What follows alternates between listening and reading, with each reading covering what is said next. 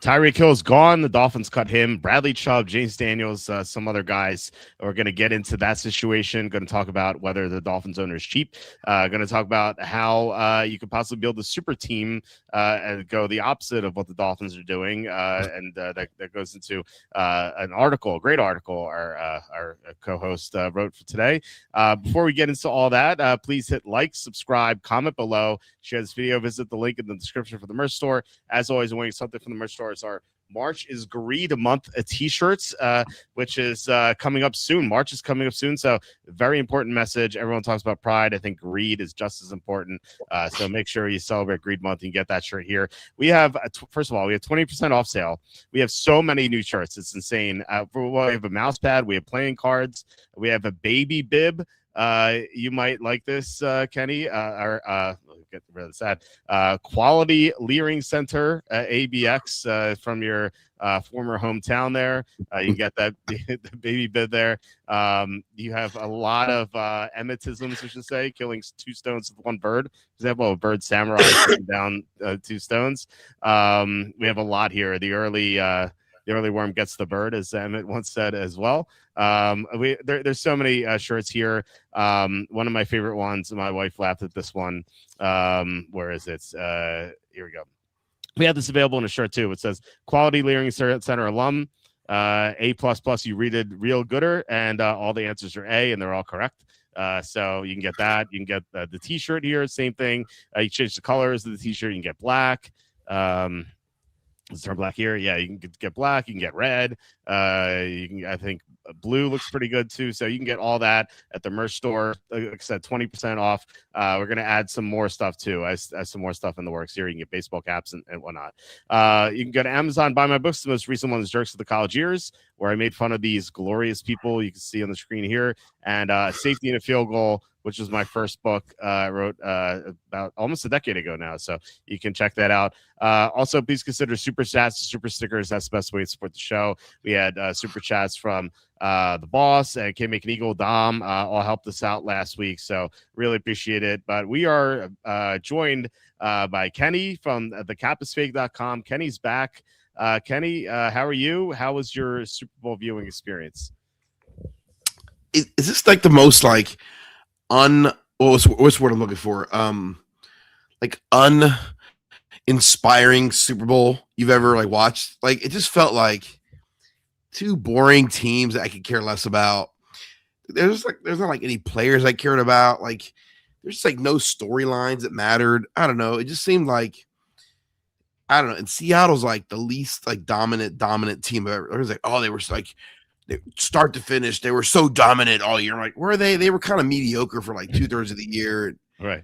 Sam Darnold's kind of mediocre. Like, I don't know. I feel like watching the Super Bowl was about as exciting as like drinking, room temperature tap water. Like it's just like, it's fine. Like if you're a Seahawks fan, hey, mazel tov to you. Well done. Enjoy it. Live it up. Love it. But like this Super Bowl just doesn't count as much as the others. Like I said, like this doesn't count. Like it barely counts. How would you compare this to the 2018 Super Bowl between the Rams and the Patriots? Because it's kind of like they had the same feel. At least that Super Bowl had like Belichick, Brady, like the mystique, the evil empire, Right. Hey, and if not for Nick Foles, this would have been a three-peat they were going for. Yeah, well, I was about to say Nick Foles almost got there because Alshon Jeffrey dropped the ball in the divisional round that year, and the Eagles would have maybe won that game, and they would have played the Rams in the NFC Championship, and who knows, maybe they would have beaten the Rams again and gotten to the Super Bowl once more. It could have been Brady Foles part 2. How crazy would that have been? Great, it would be great, epic. So, yeah, like, and it was fine. It just was like, I don't know, it just felt so like just lackluster. I don't know. Am I wrong? Was this game like hot and exciting everywhere else in the United States? Was I the only one that just like struggled to care? Well, we had a great halftime performance with the Big Bunny guy. So that was Big Bunny. that was something. Couldn't understand a But single word he said as a by the guy. way, I never even heard of this guy until like 2 weeks ago. Am I just like the least cool person in the world? I just like I don't know anything about these people. I don't know who they are. I know nothing about these people. I'm like, I don't know. But it was Big Bird was playing Sesame Street doing a halftime show. Awesome. Well, they said they announced Bad Bunny. I was like, it's like Bugs Bunny. Do you mean used to when you saw a movie, they'd show like a 5-minute cartoon beforehand, and then they go into the real movie, like back in the day. I thought like, oh, they're gonna go back to that. That's pretty cool. But no, apparently there was some musician named Bad Bunny. Never heard of him either. I hadn't talked to a single person who had heard of him. Kenny, I'm convinced, and maybe you'll shoot down this conspiracy theory. I'm convinced that he did not exist like 6 months ago. Like he was not even a real person. I think this is like Mandela effect. Where like people are like, oh, I heard of him the whole time. It's like, no, and like we're the smart ones who weren't affected by this Mandela effect.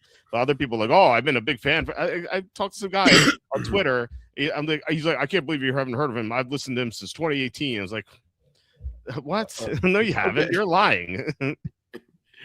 I guess apparently he was like the backup singer in like with some Super Bowl, like with Shakira and homegirl Jennifer Lopez. Is that her name? J Lo. Yeah. Yeah. I was looking for. Anyway, I can't find it. But I actually someone gave me like a picture. Someone I know in Philadelphia gave me a picture of them with Bad Bunny at a concert, and I'm like, it's a long story how I ended up with this picture of a friend of mine who has a picture of Bad Bunny. But I'm just like, okay, I don't really care. Like, I don't know. I guess like Dr. Dre or not Dr. Dre. Dr. Drew. I think it's Dr. Dre is a part of selecting the Super Bowl halftime performers now. Wasn't it? I thought it was Jay-Z. No. Oh, it's Jay-Z. Yeah. Right. Yeah. And so Jay-Z, right. So I'm just sort of like, I just assumed, isn't the Super Bowl, isn't it ideally like an artist that like maybe crosses multiple demographics? I don't know. Doesn't it make sense? Like, I don't know. Maybe I'm wrong. Just feels like I don't know, like Bad Bunny's like really popular amongst a certain demographic. Like I like Kendrick Lamar like last year. Like I'm a big Lamar. Like I listen to a lot of Kendrick Lamar, but like he's not like a cross like demographic artist, right? Like I don't know. It just feels it feels like the Super Bowl party, the Super Bowl entertainment used to be like iconic performers, and now it's like very like I don't know. I don't think Bad Bunny's niche because apparently he's like huge, whatever. But I don't know. Yeah, I just think it's a strange selection.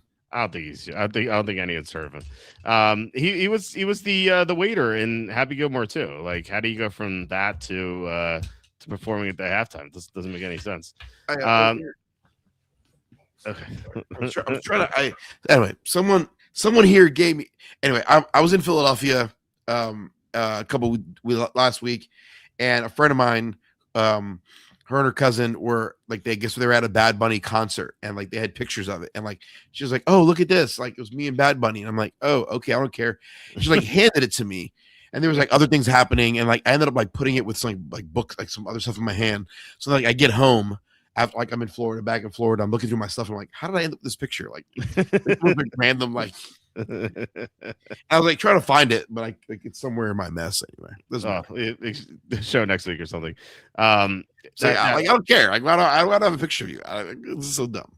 Yeah, I don't know. I mean, like I said, I haven't spoken to anyone like in real life who had heard of him beforehand, and I some people on Twitter were saying that like I speak Spanish, I couldn't understand what he was saying. Like, could you understand what he was saying?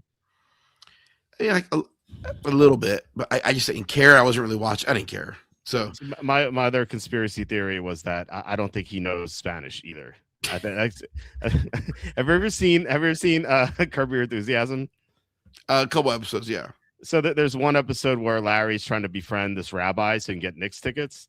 And so he pretends to know Yiddish, and like the rabbi speaking Yiddish, and Larry Davis goes, blechen. He like says this stuff to kind of pretend that he knows I think Bad Bunny's the same. I think he pretends to know Spanish. So that's why he like mumbles most of his words that you can't hear what he's saying. That's I don't know. I don't know what conspiracy theory you like more.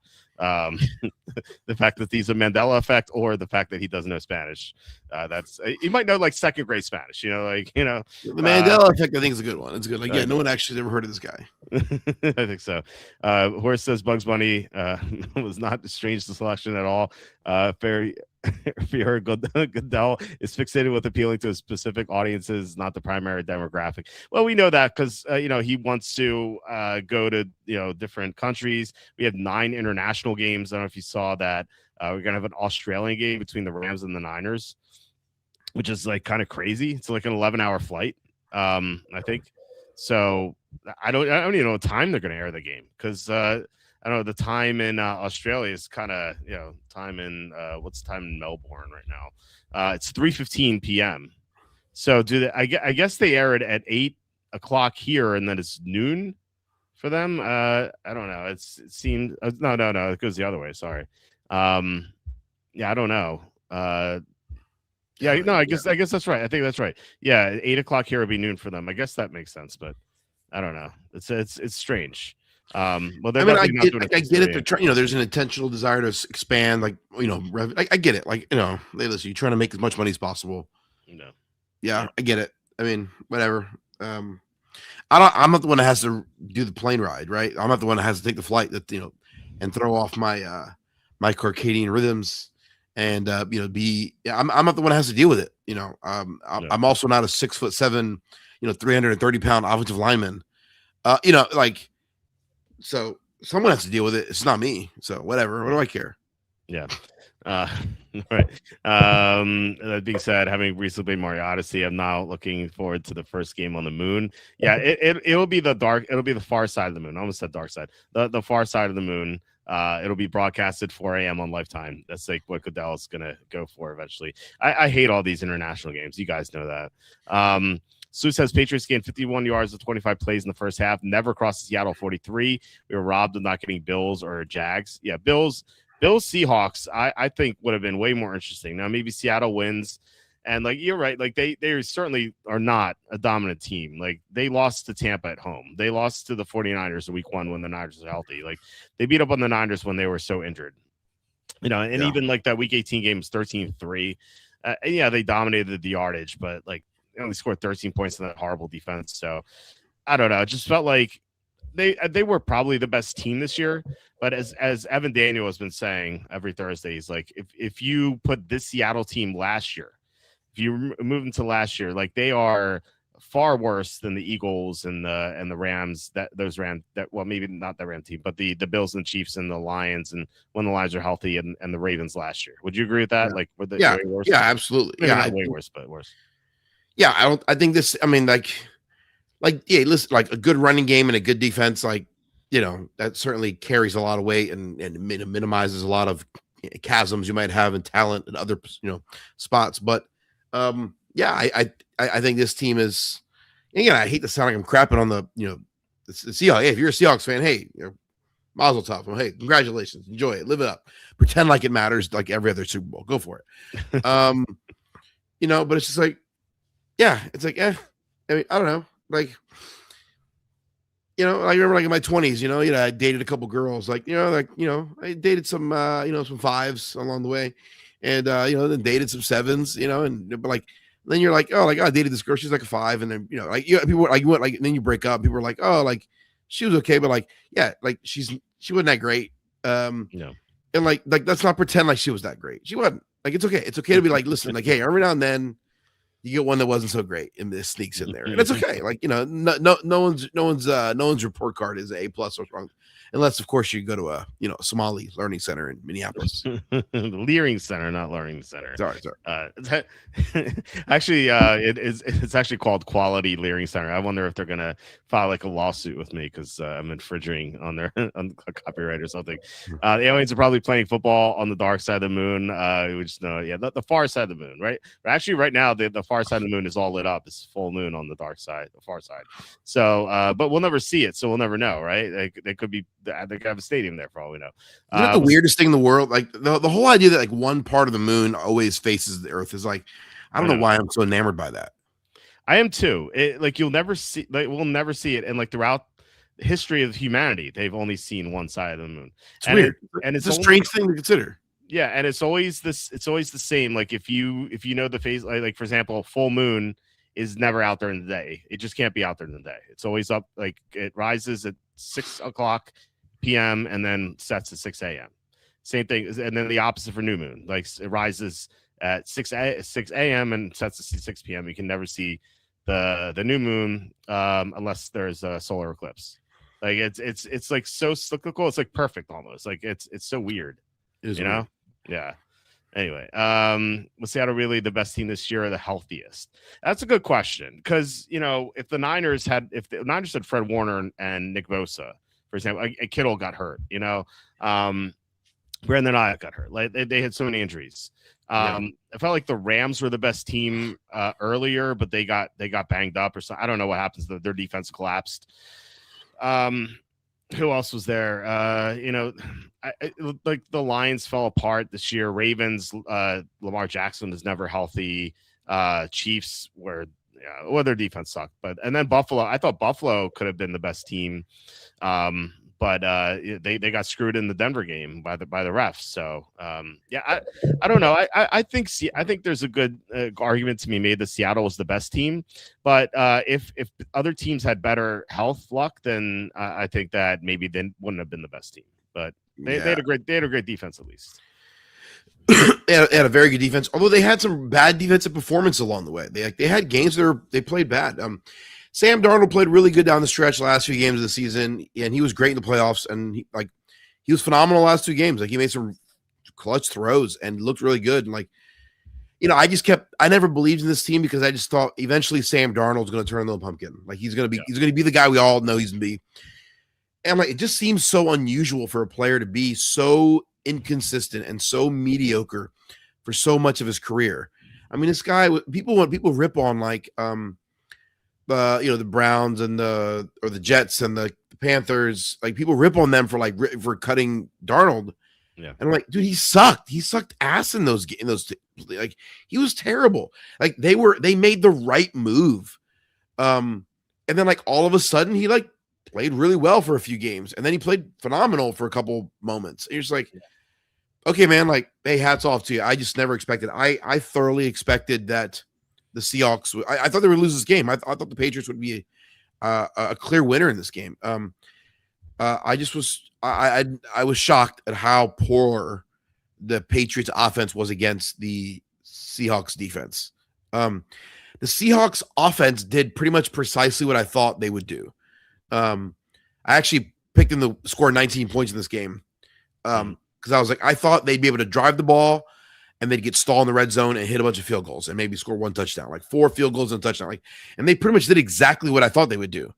What I didn't anticipate was Drake May turning the ball over and giving a few touchdowns to the Seahawks and Drake May playing just absolutely terrible because people ripped on the schedule was so easy. They did have an easy schedule, but they did what you're supposed to do when you play bad teams is beat up on bad teams. The Patriots were legitimately a good team. I think people are oh, they weren't that good all along. It's easy to rewrite the narrative, but no, the Patriots were legitimately really good, really well coached, played really good football.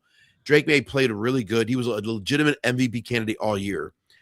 And then just on the biggest stage, just played garbage. He just was not good. He was the opposite of Sam Darnold this year. It's really good, legitimately good.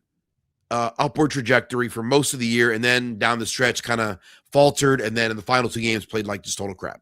And it's kind of lucky that they got to the Super Bowl because he played so crappy in the playoff game. So yeah, I don't know. It's a weird. I did not anticipate that, and maybe Drake May is not as good as I thought, but I wonder if they play that game 10 times. I don't think it shakes out that way. I don't think Seattle is nearly as dominant as maybe they seemed in that just boring, lackluster Super Bowl. Well, I don't know if you heard it, but Mike McDonald, Seattle's coach, he said that the day after the Super Bowl that they had a tell on Will Campbell, the way he was leaning because he was injured. The way he was leaning, they knew whether it was going to be a run or a pass. Hats off to them. They had 2 weeks to figure it out with the week off. I don't know if they would have gotten there with 1 week, but they did. And Campbell is just so injured that like he just gave it away. And there's even video of like Ernest Jones, the Seattle's linebacker. Like he's going like, this is a run, this is a run, this is a run. You know, like so they knew what the Patriots were going to do the whole time, and that kind of explains why New England's offense was so bad the whole game. No, I didn't see that. That's interesting. No, yeah. So I mean, if teams know what you're going to do, it's kind of easier to stop them, you know. So I wonder how that game would have gone if they hadn't had that tell, or if like Will Campbell is healthy. Drake May was also banged up. It's kind of crazy. Like you said you found the game boring, which I feel like most people would agree. In fact, I heard a story about this bar. They played the 2014 Patriots Seahawks Super Bowl, like no one noticed.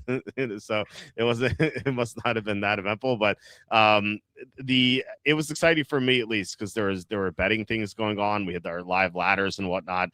What we didn't bet, unfortunately, was Drake May over passing yards, and because May was doing nothing the whole game. Like, not that Darnold was doing anything either. Darnold had a bad game; he missed so many throws, but May was even worse. And then in the fourth quarter, I think he had like 250 passing yards in the fourth quarter. Like he just went nuclear. And if you had bet him, like you would have hit like 30 to 1s, 40 to 1s on like his passing yards in the fourth quarter. And I'm like kicking myself that I didn't bet it, but you know, hindsight, you know, as they say, hindsight is 50-50, as you can see on the shirt here. Yeah, I don't. Half the time there's hindsight, half the time it's not. Like, what are you gonna do? When Drake May finally faced good defense in the playoffs, he's very average. Yeah, he was. He had 5. He took 5 sacks. He took 5 sacks, 5 sacks, 5 sacks, 7 sacks throughout the 4 playoff games. So you know, I mean, he is still super talented. It just, you know, he didn't have the offensive line. Like that. Yeah, that just it just feels revisionist. Like I watched him play all year, and like. Yeah, maybe they didn't play great defenses. Like he played legitimately good football. Like the revisionism, I just hate it. Like where it's like, oh, see, he wasn't that good, and it was just like, no, like they were legitimately good. And they played like historically good defenses in the playoffs. Like they played great defense, not just good defenses. They had a tremendously hard road to the Super Bowl in the playoffs. So like I think that like more than compensates for the easy schedule in the regular season. Yeah, they did have an easy schedule. They're going to have a much tougher schedule next year. So they had their work cut out for them. But, you know, at the same time, May's going to have more experience. I assume they're going to fix their offensive line. I still trust Mike Vrabel. So a lot of people are saying that the Patriots aren't going to make the playoffs next year. I wouldn't be so quick to say that.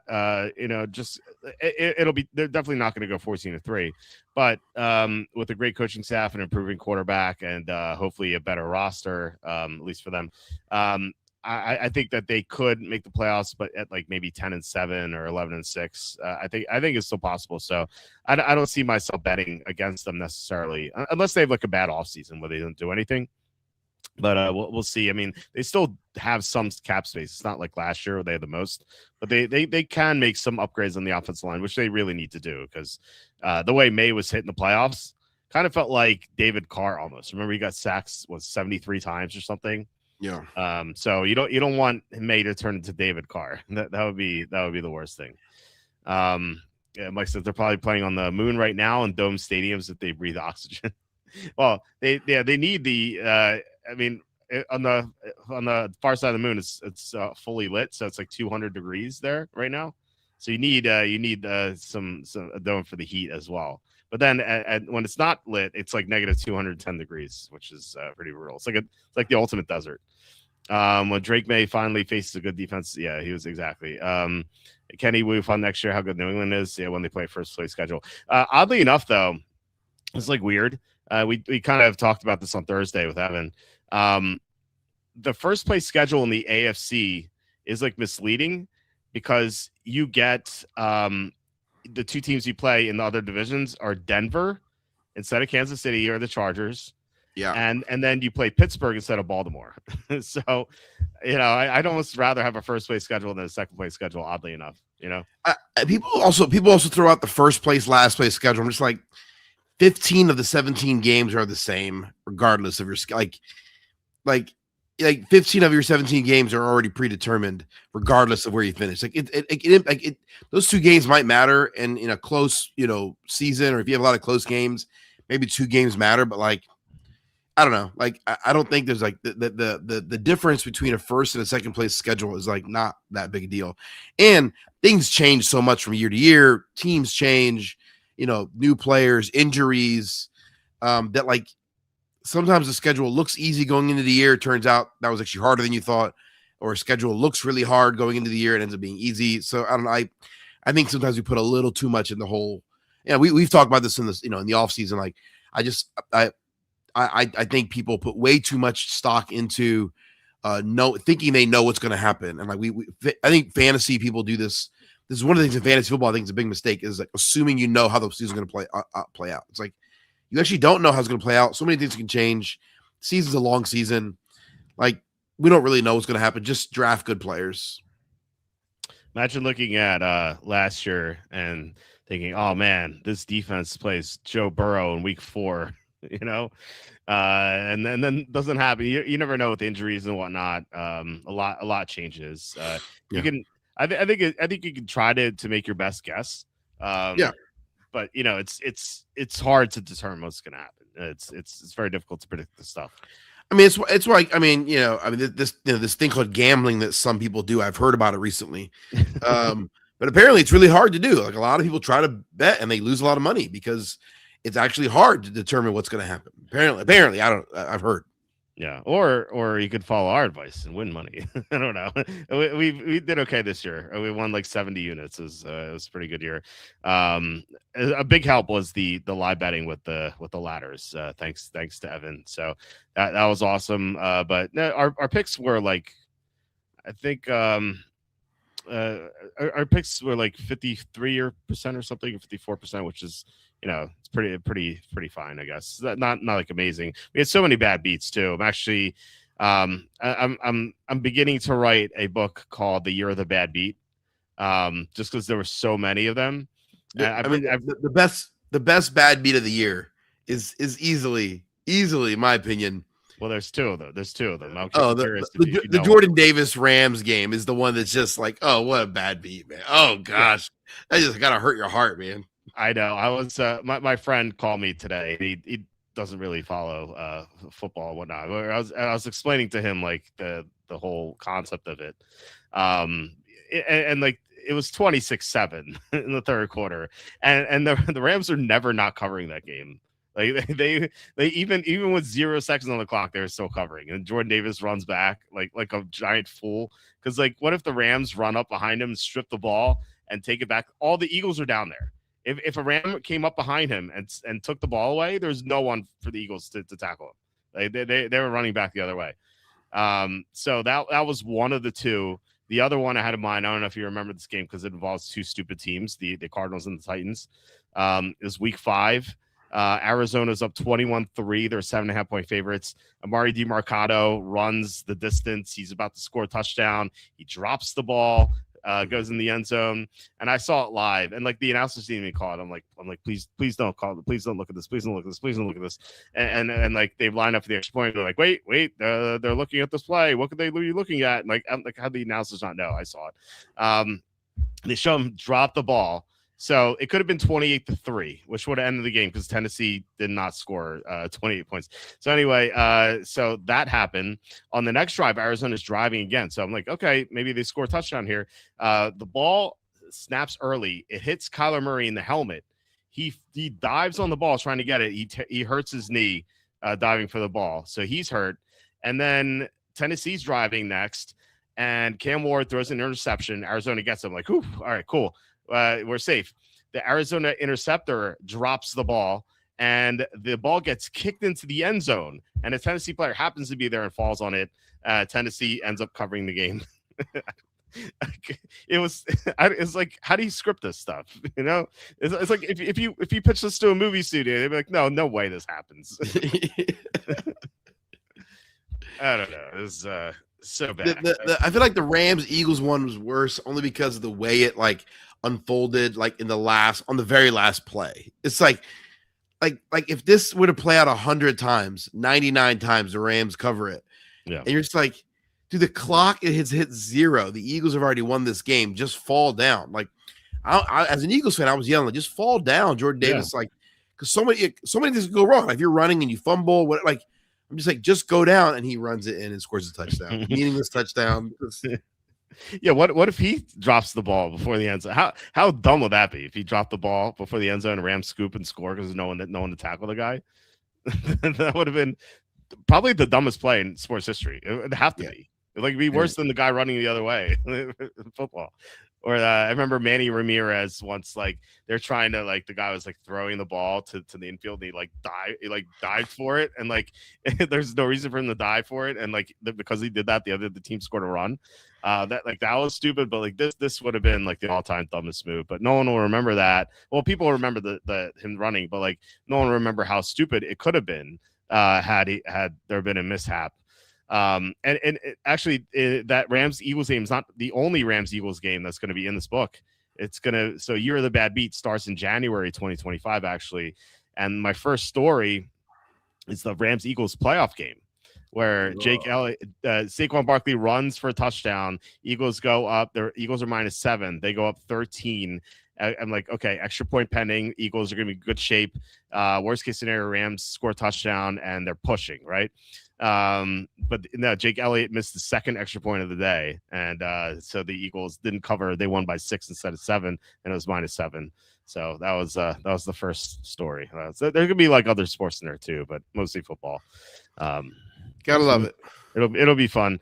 You're the bad beat. Will Mac Jones taking safety? It's the wrong it's the wrong year. But we had a couple years ago we had Patriots +2.5, right? And against the Raiders at the Raiders. This is a Mac Jones year. The Patriots are not a good team. The Raiders were up by 1. It was 17-16 or something. Raiders are winning. Patriots had the ball. And Mac Jones takes a deep shot to a receiver. I can't remember who it was, but they dropped the ball. And so second down, Mac Jones goes back in the pocket. For some reason, he keeps drifting backward, like 10 yards, and then he gets sacked for a safety. And they lose 19-16. They don't cover the 2.5. I'm like, you got to be kidding me. And it was my pick of the month too. On top of that, so that was awful. But it wasn't that year. But maybe I'll make it a mention. Discussing all the bad beats of the AI. Long story short, you shouldn't write that book. Okay, took me a second. Okay, maybe I shouldn't. Who's signing Tyreek Hill this offseason? Oh, wait, hold on. That one before we get to that, instead of NFC South, Patriots play the NFC North. Instead of the AFC North, they get the AFC West. Yeah, they do have a tougher schedule, for sure. But what we're saying is what if those teams in the NFC North, for example, what if they all suffer mass injuries or something? It probably won't happen, but it could. But it is no coincidence that the two Super Bowl teams play the NFC South this year. Both the Seahawks from the NFC West and the Patriots from the AFC East. They both play all those teams and those divisions played the NFC South this year. So I was looking at Super Bowl teams for next year who could play in the Super Bowl, who would be playing in the NFC, who would be playing against the NFC South, and the two divisions are the NFC North and the AFC North. So I bet two of the teams to make it to the Super Bowl. I don't know if you want to guess, but I can tell you if you don't want to guess. My guess is AFC North would be got to be Baltimore. Yeah, Baltimore. They are 16-1 out there. Not that pretty good odds actually for them. Yeah, I know they were 6.5-1 at this time last year. It's wild. Yeah, and the NFC North team. NFC North team. I mean, I would say the Packers would be my guess. It's not the Packers. I'm not a big Jordan Love fan. Oh, okay. I'm gonna guess you're going with the Bears. Not the Bears. Oh, you don't love Mr. Fingernail Polish? I can't trust the guy who paints his fingernails. I'm sorry, I just can't do it. I guess the Lions and Vikings. Yeah, I guess the Lions is the only reasonable option. It's the Lions. Yeah, they won 15 games 2 years ago. Now last year they had two new coordinators. They were missing a lot of offensive linemen. They've injured players heading into the year because they suffered injuries late last year. Like a lot of the stuff's going to get resolved. Like they have a defensive coordinator coming back. They replaced their stinky offensive coordinator from last year. They're probably going to pick up some linemen. They are way more healthier now than they were last year. Last year they're 8 or 9-1, and now they're 16-1. You know, I think that, and they have a very easy schedule, or so we think. Like they play the NFC South, and I believe they play, like they play the Titans and the Cardinals and the Giants. Like they those are the 3 special games. So I think that they are definitely a team that could bounce back this year. So yeah, it's not the Viking. If they had a quarterback I trusted, I would bet the Vikings. I just don't know. If only they had a quarterback that they maybe they didn't let go that might go to the Super Bowl. Right. They did call the Bengals to trade for Joe Burrow, but the Bengals basically told them to go F themselves. Is Kenny looking over his shoulder at the Giants with Harbaugh in command? What do you think about the Giants hire? I like John Harbaugh, but I like, what has John Harbaugh done in like the last like 14 years? Like, what has he done? Like, they've underachieved like for a decade. Like, is it him or Lamar Jackson though? Because he won without Lamar Jackson. Yeah, I mean, like it was you know, that was I think like that was when horse and buggies were still in vogue. Like I think, you know, he rode his mule to the game that day. I mean, like it was such a long time ago. Whatever, 2012, forever ago.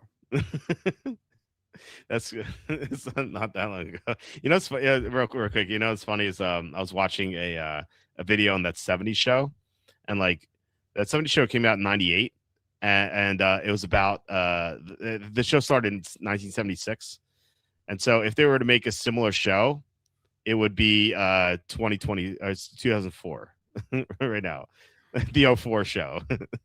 Think about how weird that is. And I think about like also like in the late 80s, the Wonder Years came on the scene. Like the Wonder Years was like super popular in the late 80s, early 90s. That show was about the 60s. Mm-hmm. Like, and it was like, I remember watching it as a kid and like this nostalgic, like the 60s. There was like this nostalgicness to the show. Like it had like it took place 25 years earlier. It was such a strange thing. I don't know. Yeah. It's weird. It'd be like a show today starting in like, 2001, the Wonder Years. Yeah, the aughts. Yeah, exactly. It's crazy. People right now this year, in the fall, who are going to be they're going to be turning 25, and they weren't alive for 9/11, which is pretty crazy. That's really crazy. Did YouTube hide my comments about Kenny's website? I didn't see it. No, I didn't see it. Other than division, they played the Saints, Buccaneers, Giants, Patriots, Giants. Lions have such an easy schedule for sure. Or at least it seems easy, but it's gonna be hard for these teams to be great. I think, except for the Patriots. I don't see these teams doing well. I think the Saints maybe, but I don't know. We'll see. And then, all right. So we had this question from Scorpion. Who signing Tyreek this offseason? That goes into our main topic of today. The Dolphins cut Tyreek Hill, Bradley Chubb, James Daniels, some other guys. They're basically cutting salary because they need salary cap space, right, Kenny? Because that's such a real thing. That's right. That's right. It's all about the cap casualties. Yes, you need. That was such a big thing a long time ago before teams figured this out. You still like wow, these teams are going to have to cut 8 players. So before we get to the Dolphins and their cap situation, do you have any idea who the who could sign Tyreek Hill here? I'm trying to think. Like, first of all, people are talking about him on Twitter like this is 2021 Tyreek Hill. Like, you know, he still had some very good, you know, moments before he got injured, but like he has taken a step back and he's coming off like a major, you know, injury. Like, and you know, he's got like 19 kids he's got to worry about. You know, and so yeah, I don't know. I just like people are talking about him like he's gonna be this major game changer. Like, and maybe he'll recapture respect. Like, I don't know. It's like a big maybe, though, right? I don't know. It just feels like people are talking about it like it's this surefire thing. You know, and like he's also just been a head case. Like, there's a reason why the Chiefs got rid of him, and like the Dolphins were like souring on him. Like the guy's kind of weird and kind of a malcontent. And it's like, I don't know, like there's a lot of teams that I think just don't want to deal with him. I wouldn't want to deal with him, right? Like, I don't know. If he's an amazing talent and he's going to be 100% healthy, then yeah, okay, you put up with it. But like, I don't know, man. The question marks make you want to go, I don't know.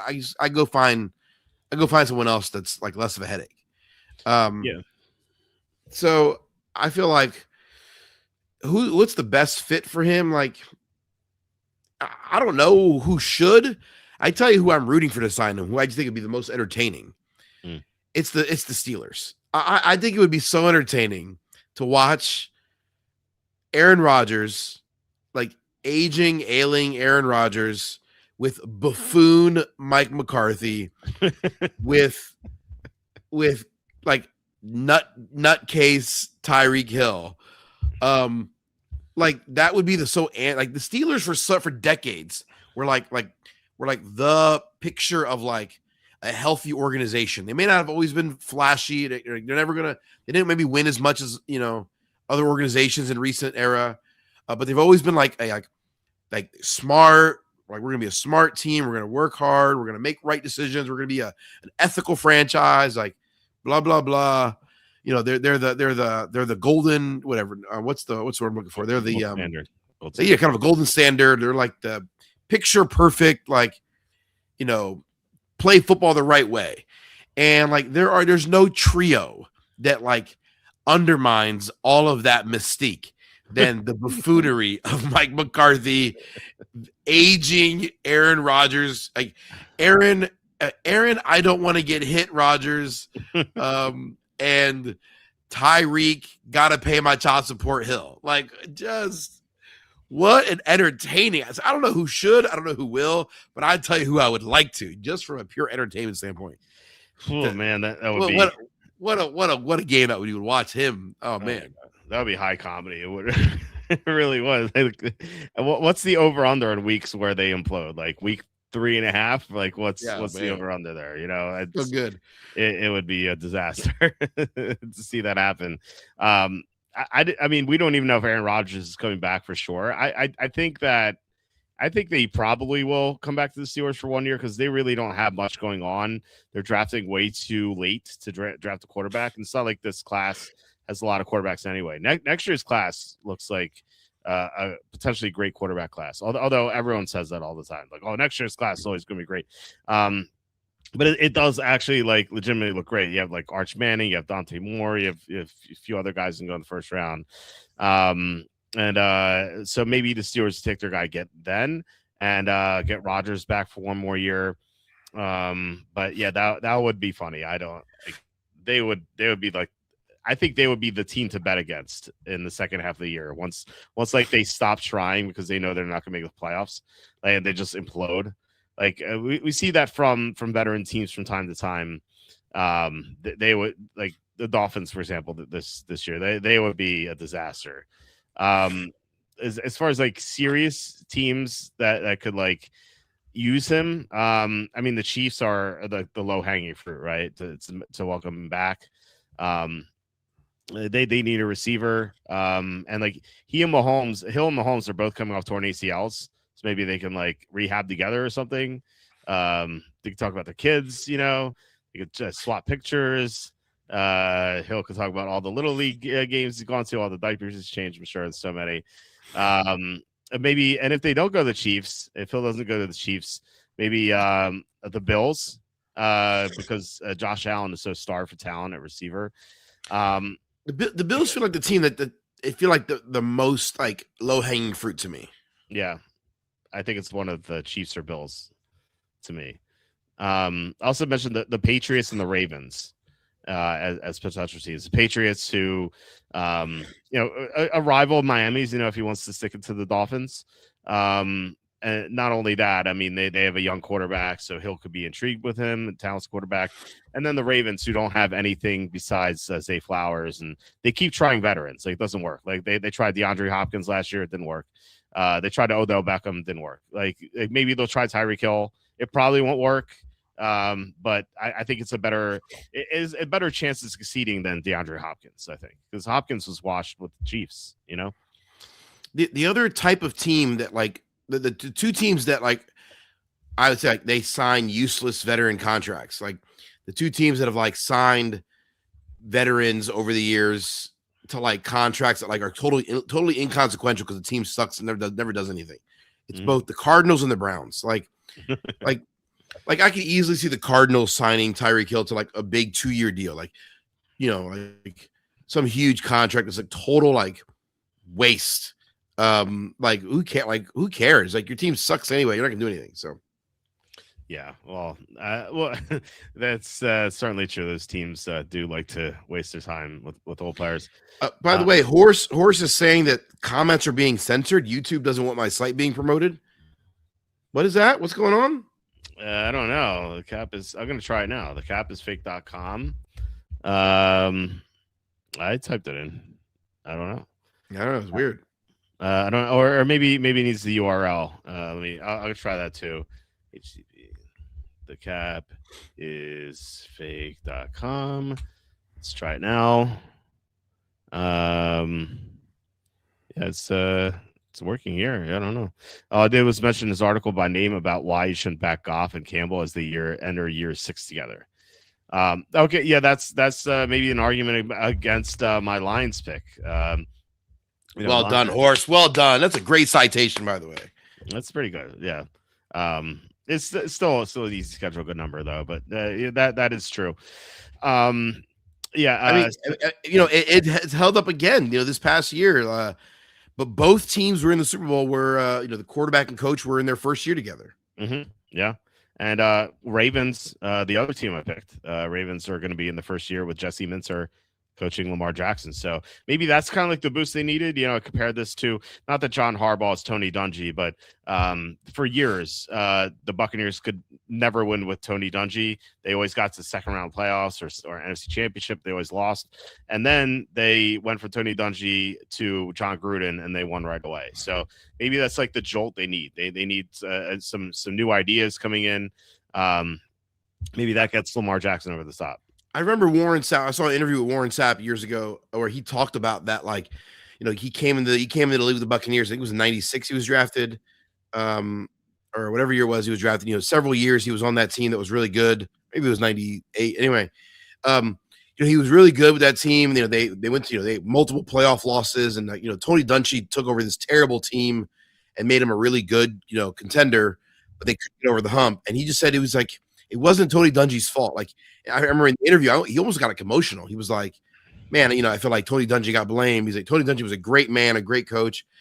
He's like, sometimes you just need a change of pace. Like sometimes a new voice, sometimes things get stale. It's human nature. Like, sometimes we just need to change. Just sometimes change is good. It's hard. Most of us hate change. It's, we hate dealing with it, but oftentimes it's good. And I heard Warren Sapp talk about that. Like, he's like, if we had stuck with Tony Dungy, we probably never won a Super Bowl. Like, we just needed kind of a fresh drink. He's like, I think the way he put it, basically, players were kind of getting a little lazy. And he was like, Tony Dungy was like a dad. Like, he was like a dad. He's like, a lot of us grew up without good dads in our lives, and Tony Dungy was just like this great father figure. And then and Tony Dungy was like a good man, like family man, never cursed, religious. And then like John Gruden comes in. John Gruden's like, this guy cussed like a sailor. He was the biggest jagbag, biggest a-hole you could meet. This guy didn't care about anything about football and money and himself. Just a total narcissist. But like, we kind of needed that. Like, like we all got kind of stale under like good dad Tony Dungy, and we needed kind of like a-hole John Gruden to come in and kind of stir things up. And it worked. He won the Super Bowl. Yeah, did he actually say all those bad things about Gruden? He kind of like, he didn't, not explicitly, but he was just like, yeah, Gruden came in, and he's like, the first thing I noticed, he's like, John Gruden, he's like, man, that guy cursed like a sailor. Like, I wasn't used to that from a coach. And he's like, my only coach in the NFL been Tony Dungy. I didn't know NFL coaches curse. I didn't realize. And then he was like, yeah, John Gruden, you could tell his, like, Warren Sapp said it very nicely. He was like, something like, you could just tell he had different priorities than Tony Dungy. Tony Dungy was he's the kind of guy that, like, left on, like, he wasn't the kind of guy that would stay all hours at night. Like, watching film. He would go home and spend time with his family and his kids, and he was a family man. And John Gruden was the kind of guy like sleeping in the office, never went home kind of guy. Yeah, I think I remember Gruden used to wake up at 3 a.m. For every day during the season. I think it was like 3 or 4 a.m. every day. So that's yeah, it's great. I go to bed at 6. I couldn't wake up that early. Yeah, like we look at the changing coaches changes to the Pistons. You see this in all sports. Yeah, the Eagles. Eagles did that. Well, it worked the opposite. Like, is Andy Reid going to a new place? So maybe this will work with John Harbaugh.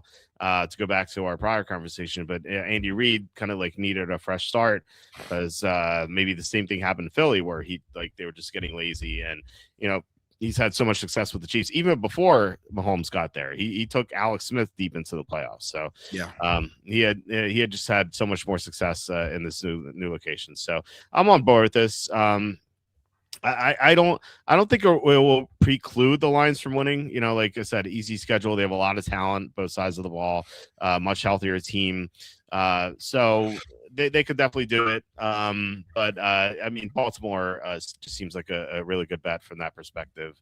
And we can get into like which teams we think will win the Super Bowl, but we were talking about Tyreek Hill, and I wanted to ask you specifically, did the Dolphins really need to do this? Because they cut Hill, James Daniels. Like Hill, I can understand because he's an aging player coming off the torn ACL. I get it, but like James Daniels is still a 27, I believe he's 27-year-old guard who is a phenomenal blocker.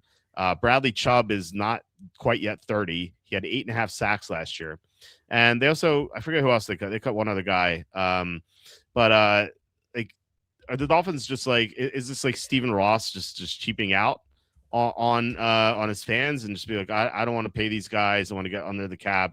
I want to save money here. Or what do you think about the situation in general?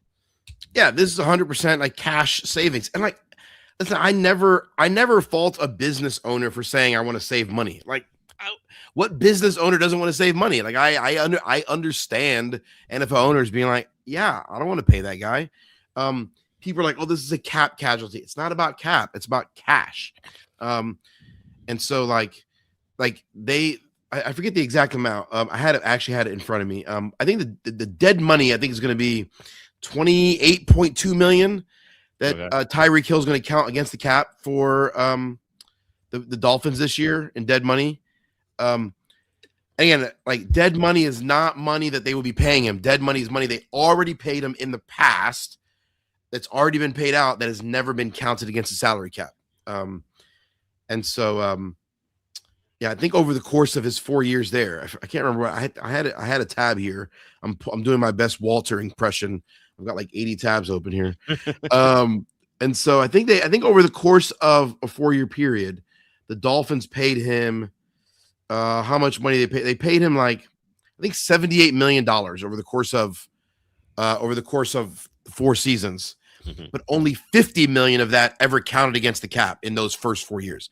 So there's $28 million that's still been unaccounted for. And like, if anyone doesn't know, like, well, probably most people know, but if you don't know, teams can pay a player and then they can push money into they can count it against the cap in future seasons. There's various mechanisms they can do to kind of manipulate the cap to do that. And so, yeah, so it's $28 million has never been. So all that $28.2 million will count against the cap this year. When you release a player, you have to account for it, immediately. And so, but I think someone told me, I thought I saw that the amount of money they saved was, what was the amount he was scheduled to get paid? I had it here. Shoot. And I can't, anyway, I can't find it. Okay. Shoot. Well, I mean, you can look for it as we keep going here. Horse is asking, does the failed physical designation mean anything here? Or is that just like an excuse to let him go? Like financially, like I assume this is the question. No, like because the NFL, teams, when they sign a player to a contract, they guarantee a certain amount of money of it with or without injury. So even if it fails a physical after the contract's been signed, they still own the money. And then there's another portion of money that's guaranteed only if he's on the roster and healthy. which is always usually a smaller number. So it's like Mm-hmm.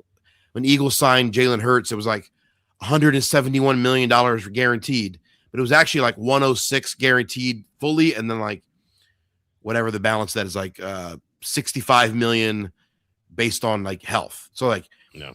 so if Jalen Hurts had failed the physical, a portion of that 65 million would actually go away and not be fully guaranteed. So I think in this case, my understanding is that Tyreek Hill's contract was fully guaranteed. It was like when he signed the contract of whatever the amount of money that the salary, it was like 70 million fully guaranteed and like 2 million guaranteed for injury. Like, so maybe they save like $2 million in cash, but it's like, it's nominal when you're talking about a, $78 million deal.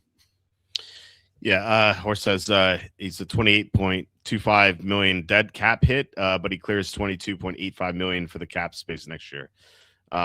Which cap space is, as we know, is nonsense. It's all about how much the owner wants to pay out of pocket. Yeah, he was going to count $51 million. $51 million against the cap this year. 51.1 was this cap number. That is a very large cap number. And so at the end of the day, it's like, and then the bonus of that was about 12.7 million was prorated bonus. So I guess he was probably going to make about $39 million this year, and then about $12 million. And so his cap number was 51 million, but he was going to get 39 million cash of new money. And if you're Stephen Ross, you're like, I don't want to give this guy $39 million more. Like, right. So when you cut him, you save $39 million. He was going to count 51 million against the cap, and now he only counts 28.2 against the cap. So that's where about $23 million in cap savings. But the real value is $39 million of real American money saved. Yeah. And if you're Tyreek Hill's 19 children, you're very upset about losing out on that money.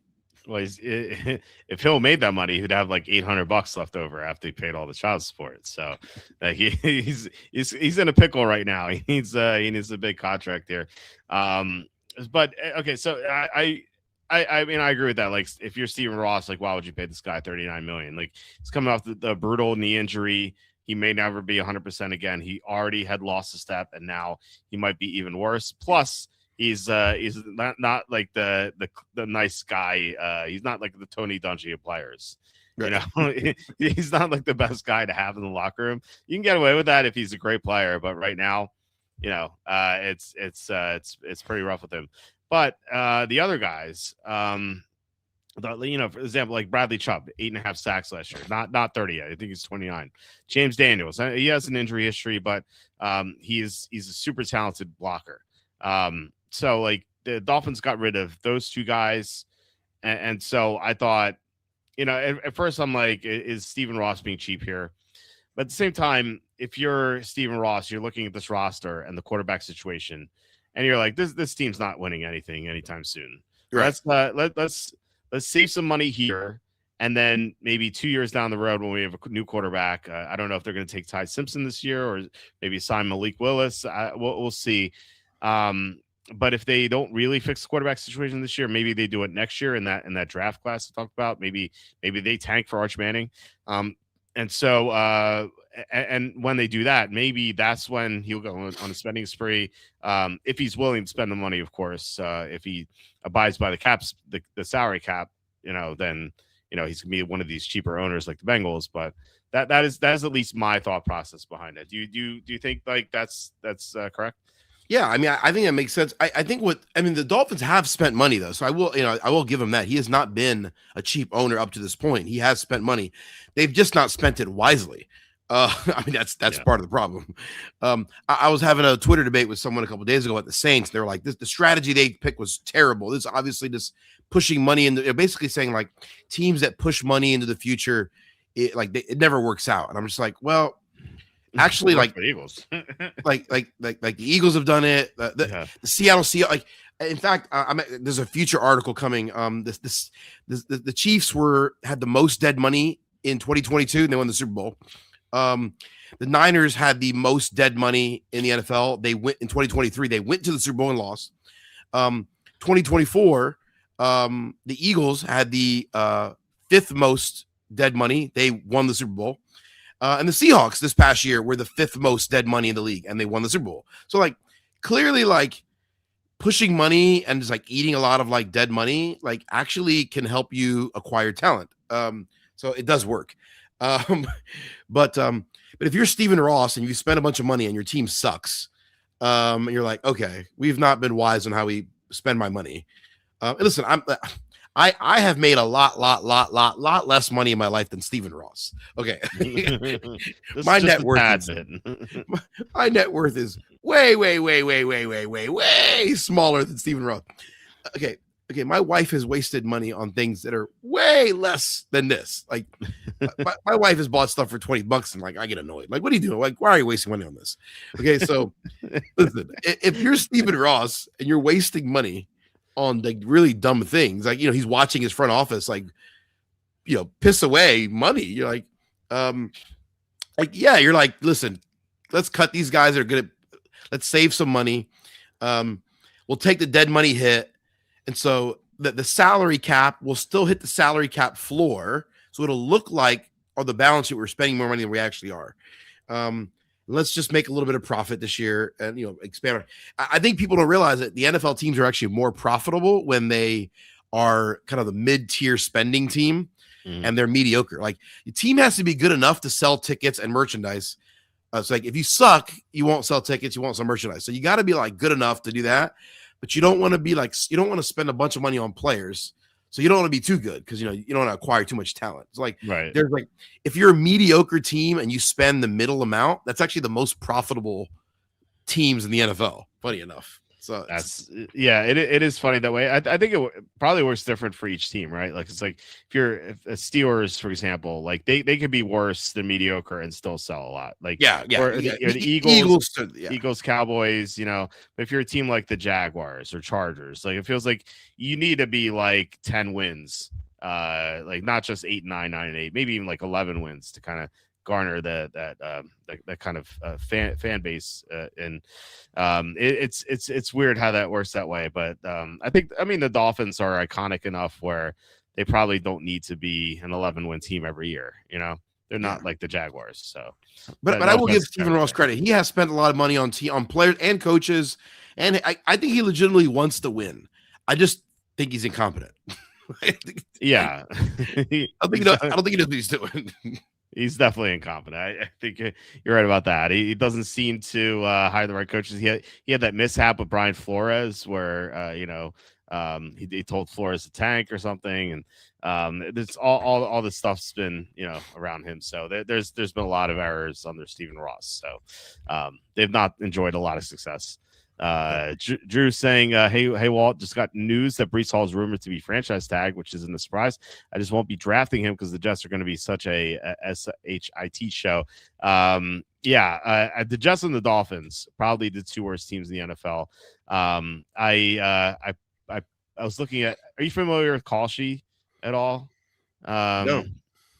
You're not. You're the second person. Yeah, that's right. Yeah. I'm familiar. It's like it's not a betting market, but like a prediction market, right? Yeah, basically. And I was looking. They had props on who would be the worst team in the NFL this year, and I'm trying to look it up, but I think it was the Jets and the Dolphins. Here we go. Let me pull it up here for a second. And there's a weird team on here that I was gonna ask you. So here we go. Worst regular season record. We have Dolphins at 18%, Jets at 18%. Right there, right? They're tied, even though they played each other. And someone's got to. I know. That's I was so shocked by that. Who's betting Green Bay to have the worst record? 11%. That's very surprising to me. I don't think they're anywhere close to the top three. Yeah. So they've lost a lot of coaches, and that's something like noteworthy. And so maybe they're not going to be as good as people think. But to be the worst record, that feels like Big step backwards. I don't understand. Dallas is 5%. I don't know what that's all about. Jacksonville's 6%. This has got to be nonsense. New England 5%, Saints 8%, Giants 8%, Seattle 4%, San Francisco 5%, Tampa 6%, Tennessee I can understand 10%. I there's probably not a lot of money in this right now. That's why like I feel like if you bet one of these teams, I'd say like if we bet Green Bay, right? Yes, let's just bet 500 on Green Bay. The odds will go to 95% just because we're the only money here. That's why it's still early. That's why. Yeah. Any significant bet's going to sway the odds. Yeah. So you imagine seeing this like 95% Green Bay. That makes sense. I get it. I did find it, by the way. So Tyreek Hill this year was going to have a base salary of $29.9 million, $30 million, and a roster bonus of $11 million. And so if he was on the roster on the third day of the league year, so that would be whatever, March, day 3 of free agency, that would be he was going to be making $41 million in real money this year. He was going to get paid, and he was going to count for $51 million against the cap. So Stephen Ross is like, let me keep my 41 mil, please. Yeah, seriously. And all those Christmas presents that his kids are going to get. And no longer. All the diapers and no diapers. What's going to happen? I don't know. To be fair, Cap is fake. I'd say about 50% of the owners are incompetent. Well, that's probably fair. True. That's probably true. Yeah. Here we go. Tyreek Hill's next team. Chiefs are 43%, Chargers 39%. Doesn't talk about them. Bills 22, Ravens 14, Patriots 7, Giants 5, stays with Miami or retires 3, Chicago 2, Raiders 2, and we have a bunch of 1%ers here. Chargers is an interesting one to mention because I wonder. I mean, would he want to reunite with Mike McDaniel? What was the relationship like? Does Mike McDaniel know how to get the best of him? Does Harbaugh want to put up with a guy like that? I don't know. I think that would be an interesting mix. I'm not sure that I would be confident the Chargers would want him. Yeah, me neither. Yeah, Harbaugh's such an old school guy. It just seems like the type of player he wouldn't want. Yeah. Yeah, it seems off. I think Baltimore 14% makes sense. I don't know. I mean, it went down, so maybe they said that they wouldn't sign him. I don't know. Or maybe Buffalo 20%. But not surprised that the Chiefs are favored there. But someone made a comment about what was that comment? We should do an off-season show ranking all 32 teams by owners. Oh, that would be a great show, Horse. Yes, I'm into that. That'd be cool. I just like some owners just like nondescript, Yeah, it's hard to know some owners because they just. I mean, I guess I would end up ranking them based on the behaviors of the team to some extent. Right. Yeah. That would be interesting. I mean, obviously there's some iconic owners, but some owners just like they don't really meddle with the team. They don't pay attention. Like the Glazers, for example, in Tampa, they were known for like caring more about their soccer team. For them, the Buccaneers is an investment, a very wise investment. I mean, yeah. So, and I think like it's not football, but in baseball, I think like the Phillies owners, I don't know if this is still the case, but like their names weren't even like public. Just until recently, John Middleton bought out the other owners, so now he's the majority owner. But for a long time, for like 20 years, no one even knew who the owners were. Yeah, it's great. Yeah, they had like a front man, basically. But that Dave Thomas or Lee Thomas or whatever his name was. Yeah, and then no one knew who the other guys were. It's such a weird situation. I was like, why not? Like, why wouldn't you want to know? It's so strange. To keep being more unpredictable, you could add important categories such as which one would be the most fun to drink with, which would be the best kisser, that's the best nickname. Okay. I don't know. Which one is more like Al Davis right now as would be Jerry Jones. That kind of reminds me of the old Al Davis, the late Al Davis years, where he would have like nonsensical press conferences where he just like announced, he's like, Jamarcus Russell is a great Playa. And that was like the only thing he said. And it's like, this seems like Jerry Jones right now. like it seems like heading down that path. Funny, you mentioned Jamarcus Russell. Funny, because I actually just on Twitter this week, I saw someone post a video with Jamarcus Russell LSU highlights. And you're like, I mean, it's awesome. Like, you're like, wow, this guy's throwing the ball like, 50, 60 yards down the field, like just freaking on a laser, perfect, these perfect pin pass. You're like, wow, like this looks like he's just like bigger than everyone else. He looks like a freaking man amongst boys. He's just like crazy. And the comment the person posted was like you'll never tell me that Jamarcus Russell wasn't a great quarterback. I'll never forgive the Raiders what they did to him. And I'm like what? Like Jamarcus Russell was a freaking douchebag, like total incompetent, lazy a-hole. What are you talking about? He did this to himself. The Raiders didn't do anything to him. Like, yeah, they did nothing but give him, $170 million. What the frick are you talking about, dude? He ballooned to 300 pounds at one point. Like the things that people say, just like, oh my gosh, so stupid. Yeah. Oh, Mike Mayock said he had the best pro day he'd ever seen in his life, and I could believe it. Put him in gym shorts, like have him throw deep. It looked phenomenal, I'm sure. But then like when it came to reading defenses, like forget about it. Just didn't know anything. Yeah. And then he got fat on top of it. Like I even joked that like he should move to offensive line. To like extend his career, because he was that heavy. He was huge. I mean, when you watch some of these clips though from LSU, you're like, wow, like I get why the NFL was enamored with him. Just the arm strength, the arm talent was just unreal. Yeah. It's too bad he had the work ethic of a drunk snail. Hey, that's the meaning to drunk snails. How dare you? Jamarcus Russell and Lane Kiffin definitely were boys after that experience. Yeah. Jamarcus couldn't get enough of that purple drank. Remember that purple drank? Purple drank. Right. I had a bit going in Emmett on the Brink where it wasn't just purple drank. It was like red drank, orange drank, yellow drank, and green drank, and blue drank. And it was the Skittle Warriors, and it was like all the laziest players in the NFL, like all like combining to be like this band of superheroes or something. So they'd be like too lazy to solve like the crimes. So that was always fun. Okay, so I wanted to bring up a article. You wrote 2 articles actually. Look at me working this week. I know. It's like you sent me one. It was a great read, and then you sent me today, right? Last night, right? You sent me last night I think it was. It was like 4 a.m. too. I was like, who's texting me 4 a.m.? And then I saw the article, so I read it.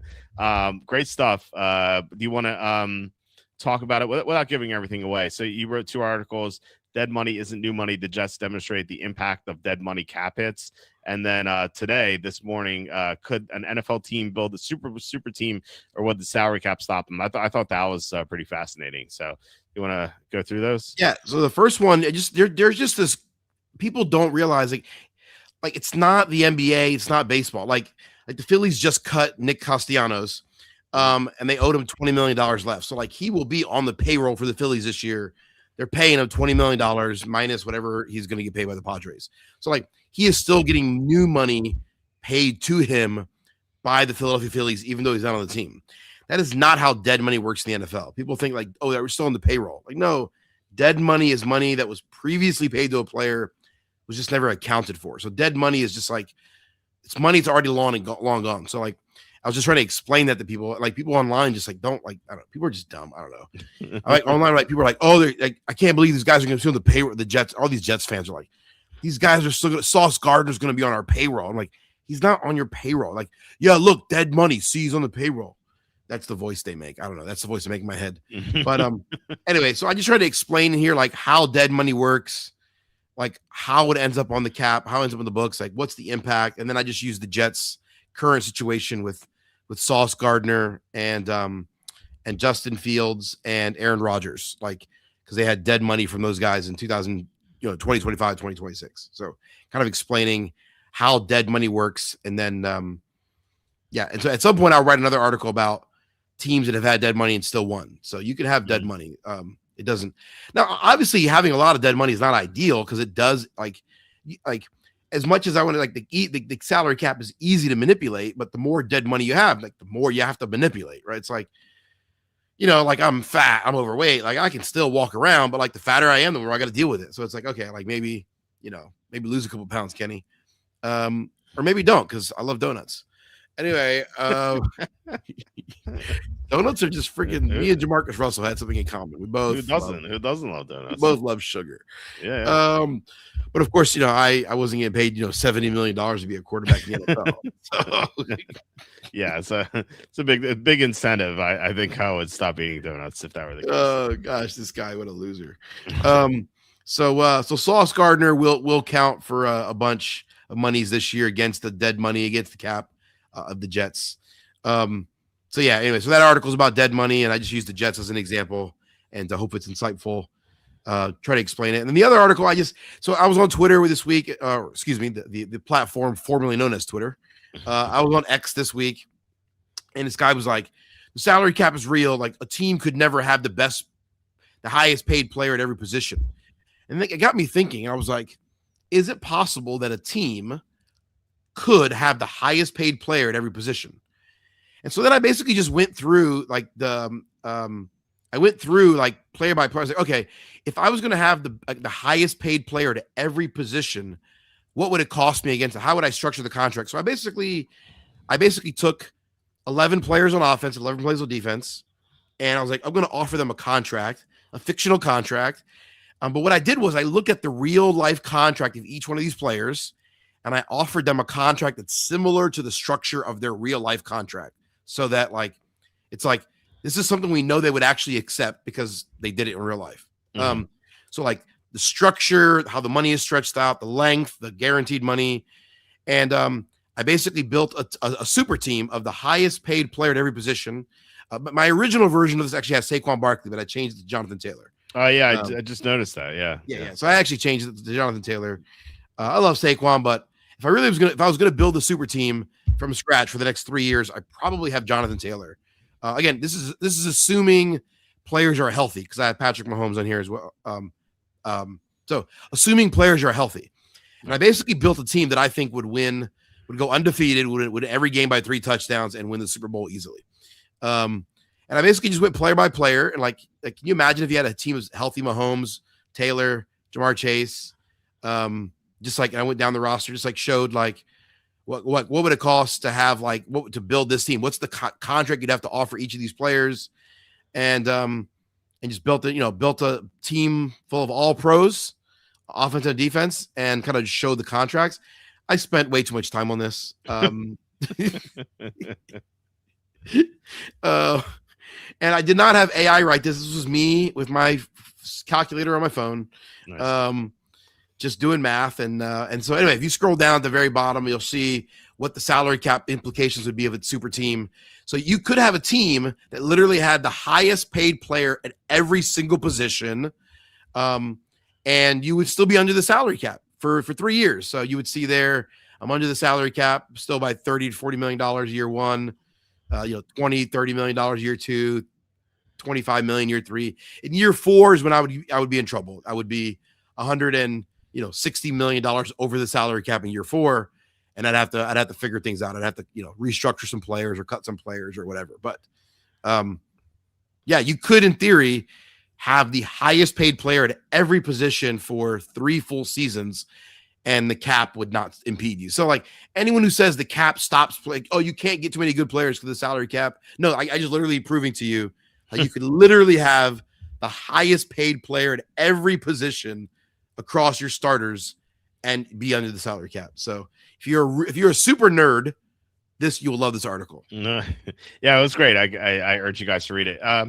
You know what's interesting too is you say what'd you say 120 million over the salary cap in year 4.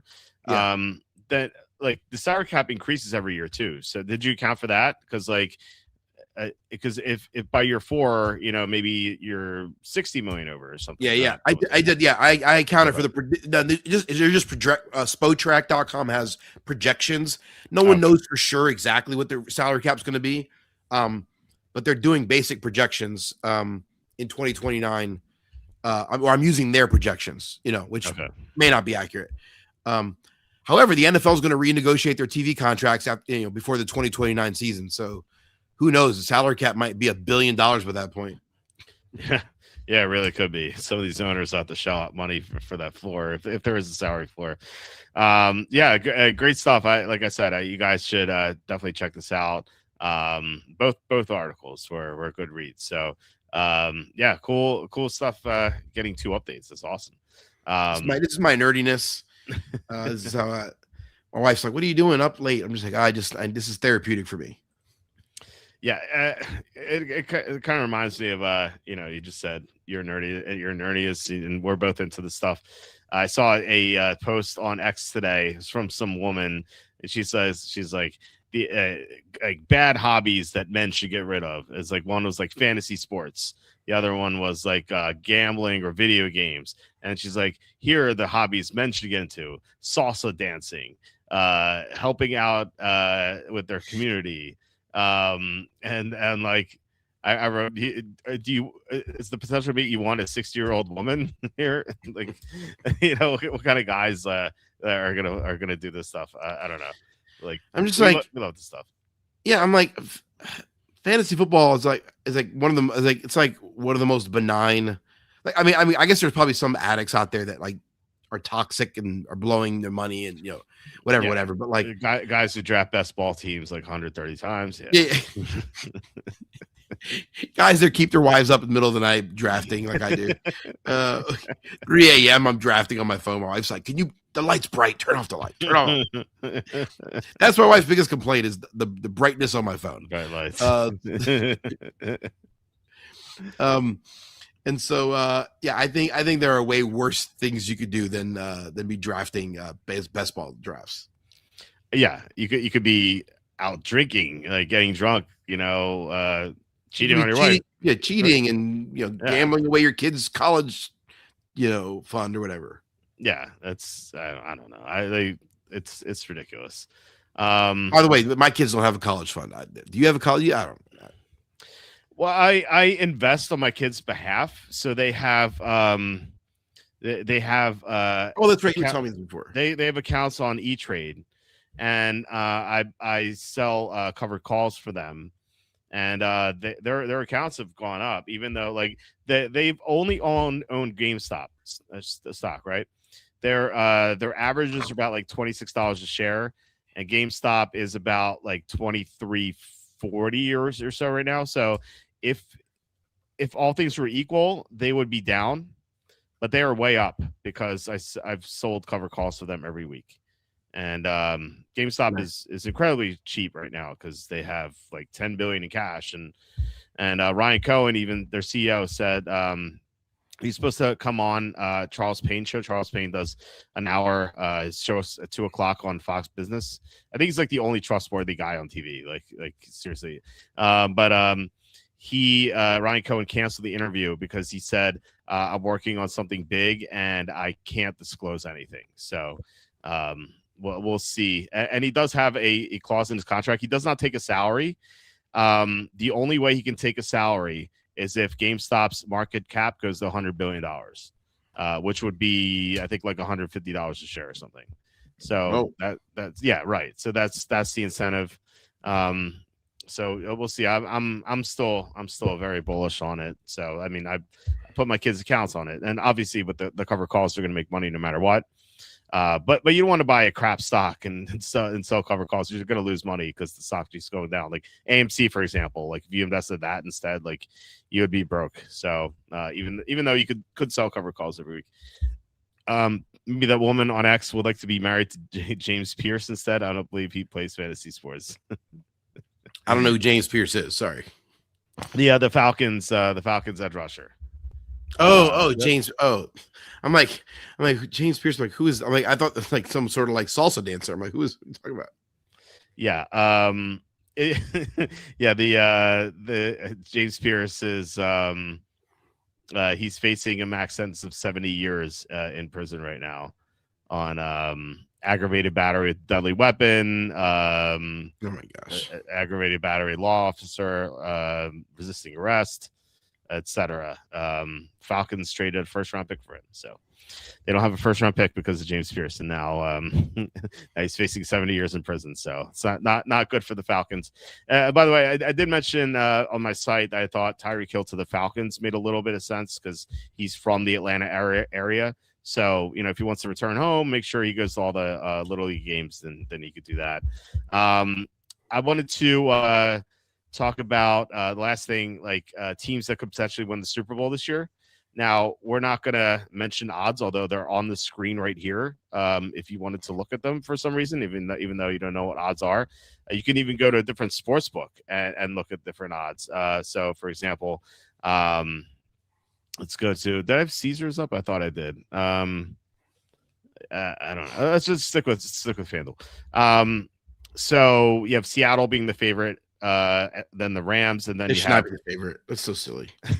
Well, they just won, so like people are gonna assume that they're a favorite. Actually, on Caesars, they're the second team. The Rams are actually the favorite, 9-1. Seahawks are plus 950. And then you have a bunch of teams here like the Ravens, Bills, Packers, Chargers, Eagles, Lions, Chiefs, Patriots, and Niners are all in the teens. And then you have Broncos, Jaguars, Texans in the 20s. So you have a bunch of teams like clumped together in the same region. And then you have some longer shots. You mentioned the Bears as your guess for me, 27-1, Bengals 30-1, Cowboys are 30-1, Colts 40, Redskins 45, Bucks 45. You have the Falcons who lost James Pierce 50, Vikings 55. And then you have the Giants 75, Steelers 100. So they're not very bullish on that. What'd you call them? The Dumbo trifecta or something? Yeah. Yeah, the Browns 125, Titans 150, the trifecta of buffoonery. The buffoonery. Yeah. Saints 150. They were 175. Now they're 150. Raiders 150. Cardinals 200. Jets 250, and Dolphins 250. Of course, they won't line any reasonable team at 200-1 because they took a bath on the Rams in '99 with Kurt Warner, who are 200-1. And I remember sitting next to you that year, so that's when I started the website. And I remember liking the Rams to maybe be like a dark horse that year until Trent Green got hurt, and then I'm like, and then they're like, Kurt Warner was the replacement. I was like, who's this guy? I should just watch that movie. Just watch that movie, by the way, the Kurt Warner underdog movie. American Underdogs, what it's called? Something like that. Yeah, it's cute. Yeah, it's a good movie. Yeah. I was actually on a movie podcast reviewing Brian's song. Nice. Do you ever watch that? Oh yeah, dude. Made me cry. I know. Yeah, it's that. But it was like the next thing, like, some streaming platforms like coming up, and it's like the American Underdog story. So like, oh, let's watch that. So, but anyway, they won't line reasonable teams at 200-1 anymore, unfortunately. But did anything stand out to you as far as teams to bet on? Maybe not like, don't talk about the odds, but like who do you think is going to win the Super Bowl next year? Like, or a few teams that you think could really like step out? I know it's early, but you take like free agency and draft. So many things could change. I mean, I do wonder if the Bills, like, I would expect the Bills to do something at the receiver position. Like, I just can't imagine. It would just be absolute malpractice, criminal to the 9th degree for them to go. For them to go into next season with the same wide receiver room as they've gone. Like, I just can't imagine they're going to do that. And so I would imagine you're going to do something to upgrade the receiver position, and maybe like, although Joe Brady's not a new voice, he's been there. Maybe just a change of pace. Like maybe that gives the Bills like a little bit of a shot in the arm. So I'd give them a puncher's chance. I think the Ravens, new voice, Lamar Jackson. Maybe this is a chance for him to kind of, to shine. I'd give the Ravens would be a team I would look to. I really like the Jaguars. I think the Jaguars are a team that I would, I really like what they might do. Who knows what they'll do at the running back position, whether or not Bashawn Tutin is the guy next year, or if they're not, they stick with Travis Etienne, who, made me look like an idiot in 2025. I thought the guy'd be out of the NFL by now, and I thought he'd be working at Wendy's selling Frosties, but Wendy's is closing too many stores for that to happen. yeah, it's true. And so, I think the Jaguars have a legitimate chance. Let's look at the AFC. Those are the teams I would most bank on. The Chargers might be in there as well. I just still don't believe in Justin Herbert. I don't know. I just don't believe. And I don't know. Until Justin Herbert shows me, I don't know. I just don't believe. And on the NFC side, I think the Eagles have a legitimate chance. The Eagles have gone to the Super Bowl every other year in the Nick Sirianni, Jalen Hurts era. So I still think they're the best team in the division. And as much as I hate to admit it, I think the Bears. I think Mr. Paint His Fingernails showed me something. I think he showed me that he's more than just a softy West Coast, libtard. I think the last, dude, some of the throws he made, some of the plays he made in the last few weeks of the season and in the playoffs were just unreal, right? I mean, the game, the ultimate play that he did to send the game to overtime, against the Rams. Talk about bad beats. I mean, oh yeah. So the Rams minus 3.5. They're up 4. They're up 7. They scored a touchdown. So I like Caleb Williams' future. I like Ben Johnson. I think that team seems to be in the right direction. They seem to be well managed. I think they've got a legit chance. So that I think those are the NFC South. There's no one winning it. The NFC West I think will be similar. Matthew Stafford just had the year of his career. He just had a phenomenal year. But he's going to take a step back. He's older. His back, he's had the back issues. I could see the Rams taking a step back. The Seahawks, I think, caught lightning in a bottle. I don't think they're going to repeat.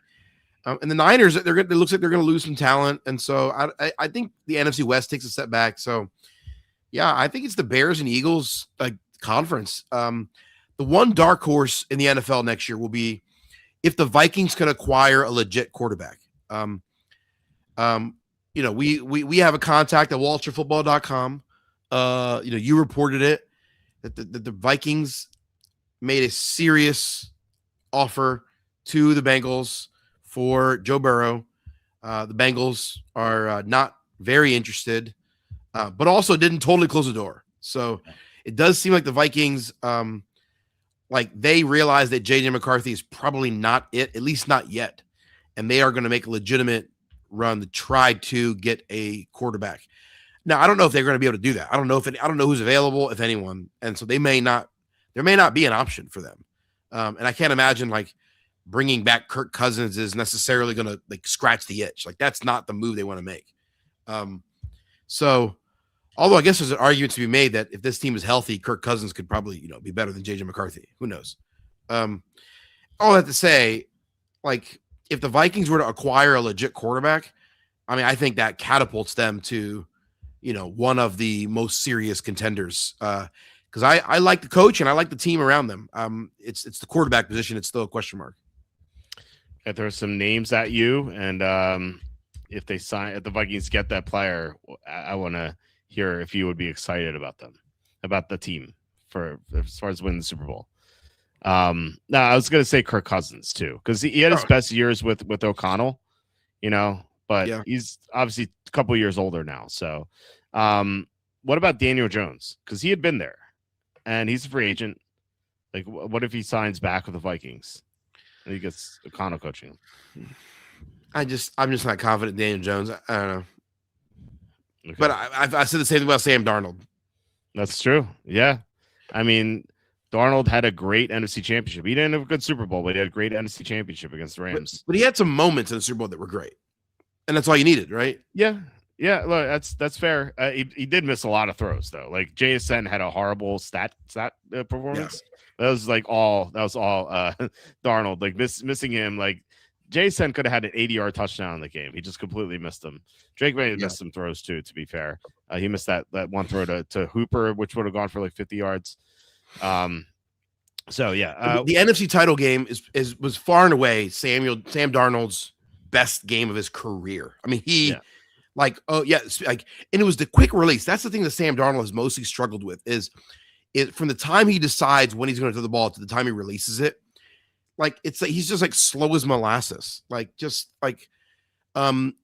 wind up. And in that game, he looked like Kurt Warner. Speaking of Kurt Warner, just boom, boom, boom. Ball is just flying out. I've never seen him play that way.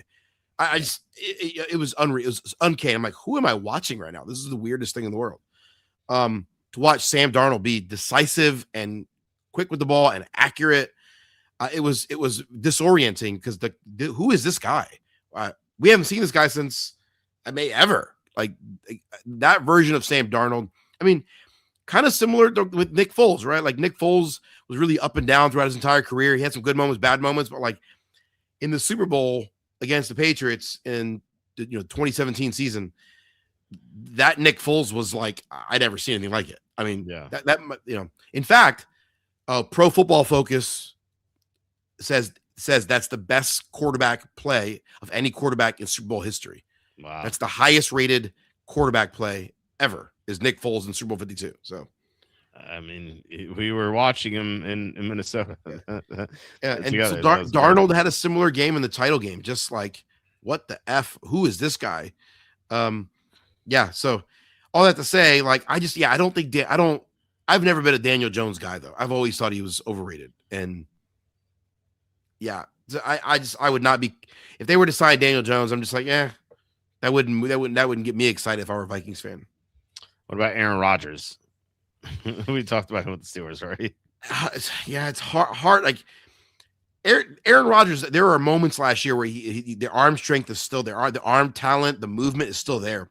It's just obvious he just doesn't hold the ball. He gets rid of the ball so quick. I don't know what's going on in his head. It seems to me, my guess is he doesn't want to get hit. He's just like, and he just like the Aaron Rodgers of old with the Packers would stay in there and hold the ball and make this great throw down the field and take the hit. Aaron Rodgers with the Steelers sees a defender and kind of just sidesteps and checks the ball down and throws it away quick. He's just like doesn't want to get hit. That version of Aaron Rodgers doesn't do anything for me. Yeah, I agree. What about Malik Willis? Yeah, he's a free agent. Yeah, the pride of Liberty University. Get out of here. He's had some really good games with the Packers. And in fact, I think has looked better than Jordan Love in some instances. I have a tough time getting excited about Malik Willis. Sorry. Okay. I don't know. I think with Kevin O'Connell, I think that'd be interesting. What about Tanner McKee? That would be interesting. Tanner McKee was terrible in his only real outing this year, but has had some really good moments in previous, in preseason games and in limited play in 2023, 2024. He was excellent. So I don't know if Tanner McKee's better than JJ McCarthy, but it would be interesting. I mean, the Irish assassin, you gotta love it. This year, I mean, in his one game this year, he played with backups though. He didn't play with the other starters. He had Devontae Smith for a quarter, and that was it. Yeah, like you can't really judge him based on that. So see what he does with the other starters. I mean, they have a good roster. They have a good line. They have Jefferson, Addison, Hawkinson.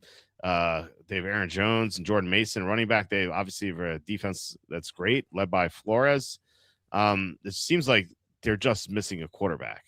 That's it. And so if they get someone who's just like average, I feel like that's all they need. It's just like the 16th ranked quarterback in the NFL, or even like 20th ranked. It feels like they could do some damage, make the playoffs. I agree. I think they're really interesting at 55-1. I just don't know what they're going to do. This almost feels like Tampa Bay in 2020. Like Jacob Kamaker, he bets the Buccaneers to win the Super Bowl at I think 50-1 before Brady got there. So I don't know. I forget if he had the foresight that Brady would go there or if he was just taking a shot. Because Tampa had a really good roster. They had a young defense was really good. They had Mike Evans, Chris Godwin, good line. Like they just didn't have a quarterback. Same thing. They had Jameis Winston. Winston, by the way, better than McCarthy, I think. But even still, like they just didn't have a quarterback. And so they signed Brady and then they won the Super Bowl.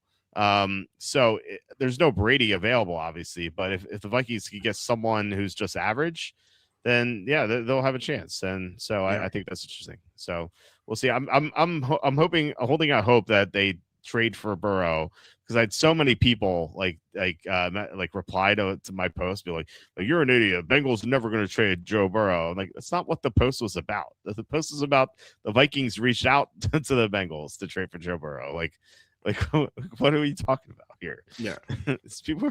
Like I said, people are stupid on X. There are a lot of dumb people there. Yeah. But like our understanding was that the Vikings reached out and the Bengals like were not super open and turned it down, but we're also not 100% closing the door. So, Yep. which I thought was interesting. Yeah. It could have been though, like it could have been where something like the Bengals. It was what 3 first-round picks and some starters, and like maybe if the Vikings are like, okay, let's do it, and the Bengals like, throw in some more, like maybe they could have let them on like that. I don't know if that's true or not, but Right. maybe it could have been that way. I'm not sure. Any other quarterbacks I wanted to throw at you? I think that's about it. I don't think like that's really it. Like there's really nothing available here as far as I know. Like I don't know if I'm like missing anyone off the top of my head, because like the next I might as well throw this up. I have my free agency quarterback rankings here. And it's not pretty out there, the first few. We have Daniel Jones, then you have Malik Willis, Aaron Rodgers, then you have Carson Wentz, who's just gonna re-sign him. Joe Flacco is 41 now. Trey Lance, I just give him 2 stars because he was the 3rd overall pick. And then you have like scrubs like Mariota, Trubisky, Zach Wilson, Tyrod Taylor, Kyle Allen, Garoppolo, Minshew, Pickett, Wilson, Sam Howell, Josh Johnson, Case Keenum, Brett Rippon, Skylar Thompson, Teddy Bridgewater, and Brandon Allen. No good options. No. I think Daniel Jones is their best option. Of that slop of a list. Yeah. Daniel Jones is the best. Yeah, it's gross, but I know he might be the best player on that list, which is crazy to think. And like I said, he's been there, so he knows the system. So there's not going to be that much of a transition. I think the biggest transition with Jones is recovering from the torn Achilles. So he may not be able to run as much. That's a big deal, though. Yeah, we saw Aaron Rodgers suck after the torn Achilles. We saw Kirk Cousins suck after the torn Achilles. Although they were older, but still, Jones relies more on his running than those 2 guys, at least in their stage. I do wonder also, occasionally do you run into a team, like do you run into a team that like just feels like they've given up on their quarterback and they're just like, we're ready to move on, and like there's a sort of a surprise move. So like I think about the last couple of years, like when Russell Wilson got traded from the Seahawks to the Broncos, like that was kind of a surprise move that was not anticipated going into the offseason. Mm-hmm. When Deshaun Watson was traded, that was anticipated because he had the off the season stuff, or off the field stuff. Trying to think the other. When Matthew Stafford was traded for Jared Goff, like that trade was like that was not anticipated. Like, right. People were shocked by that. It kind of came out of nowhere.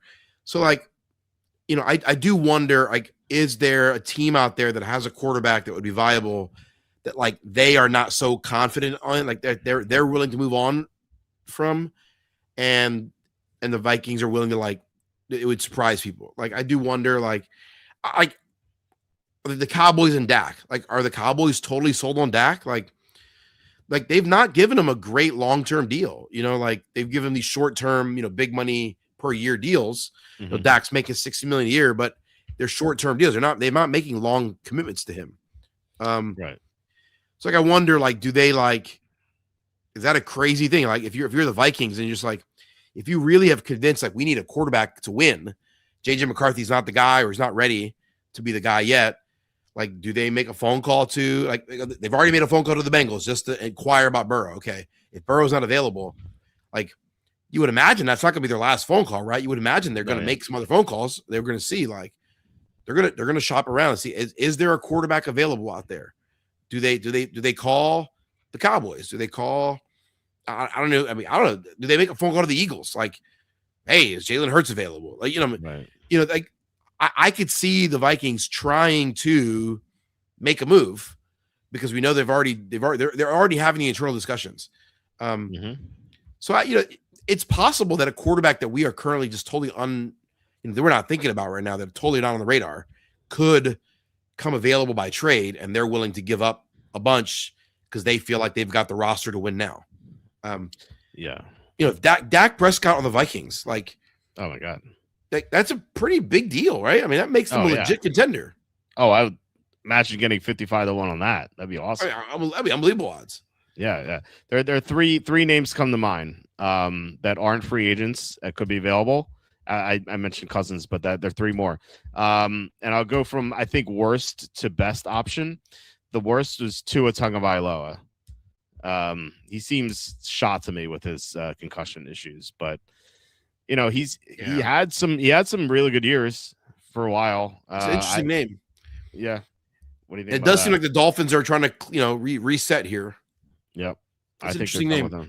Yeah. His confidence is also shot. His arm feels like it's not quite the same. I don't know that if we'll ever see Tua be the same player again. I hope I'm wrong. I don't with all those concussions. I really don't think so. The next one's Kyler Murray. That actually is a good name. I've never been a Murray fan. I think he's overrated. I don't like. I want my quarterback to be more than 5'2". Right. I'm not a big Kyler Murray. I think he's way overrated, but that's a good name. And the Cardinals clearly are not sold on him, right? Like they basically benched him at the end of the year, kind of low key. They blamed. We actually called it on the show. We're like, I got a feeling Kyler Murray is going to be done. We did. We definitely got that one right. They basically low key benched them for Jacoby Brissett. I know, who actually kind of looked better than Murray. All 2024 we're saying Trey McBride can't score touchdowns, and then lo and behold, Jacoby Brissett comes in and McBride can't stop scoring touchdowns. So it's like, who's responsible? Was it McBride or Murray? Then to a call to Flores, a terrible person. I mean, water under the bridge. They can make amends. Guys have gotten over worse things. Yeah. The last name. So the first two I think will be available. The other guy, I'm not sure.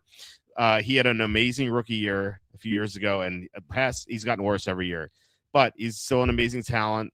But he is coming off just one of the probably the worst quarterback performances on the playoffs outside of probably Aaron Rodgers. Was CJ Stroud for the Texans, and we were. It's about live betting. Like Evan and I were like, we're texting. We're like, all right, we're gonna bet under CJ Stroud passing yards in the second half because he might get benched for Davis Mills, and the odds disappeared because apparently the sportsbooks were thinking the same thing, that Davis Mills would come in. He didn't. So they reopened those odds and we bet him under, and he actually went under. But Stroud is, he's been declining. I don't know if the Texans, they're going to have to make a decision on him. Like they have to give him a big contract or what, like, and outside of if take away his rookie year, like he has not shown anything. But I don't know if the Vikings reach out to the Texans. How would you feel about CJ Stroud? He's a good one because as a rookie, he looked awesome. And then he has regressed. If I were the Vikings, I would like CJ Stroud would not be the name I'd be excited about because I just don't know what version of him I'm getting. Yeah.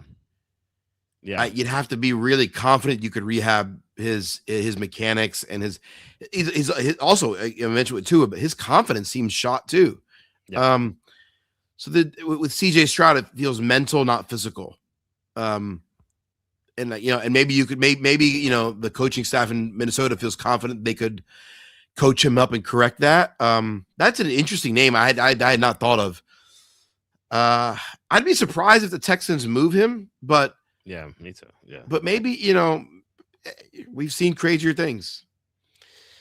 I think you're dead on saying like it's mental with him. Like I remember when it was I think it was the Christmas game, or maybe no, it was the week before the Christmas game where Tank Dell got hurt and it was a devastating injury.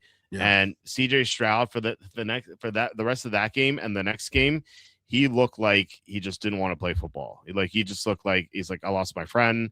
My favorite. I mean, receiver. Even in the interview, he kind of talked about that. Like he's like, football just seems so secondary now. Him and Tank Dell were really good friends. Like it clearly messed with him. It did. He had two of the worst performances of his career.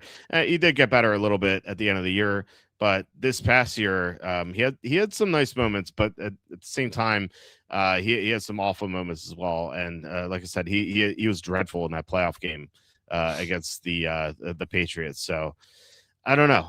Like I said, they have a decision to make. You know, like Drew saying, the Texans got to give Stroud a halfway decent line. And yeah, they haven't had a good line. They haven't had a good line. You're definitely right, Drew. But at the same time, like they need to make a decision on him. Did they give him this big contract? Because he's a quarterback who won Offensive Rookie of the Year a couple years ago. Like he's going to warrant that big contract based on his performance that season. And you know, if I'm the Texans, I'm like I don't know what I'm doing at this point because. You know, 2 years ago, it seemed like the Panthers made the dumbest decision ever, taking Bryce Young over him.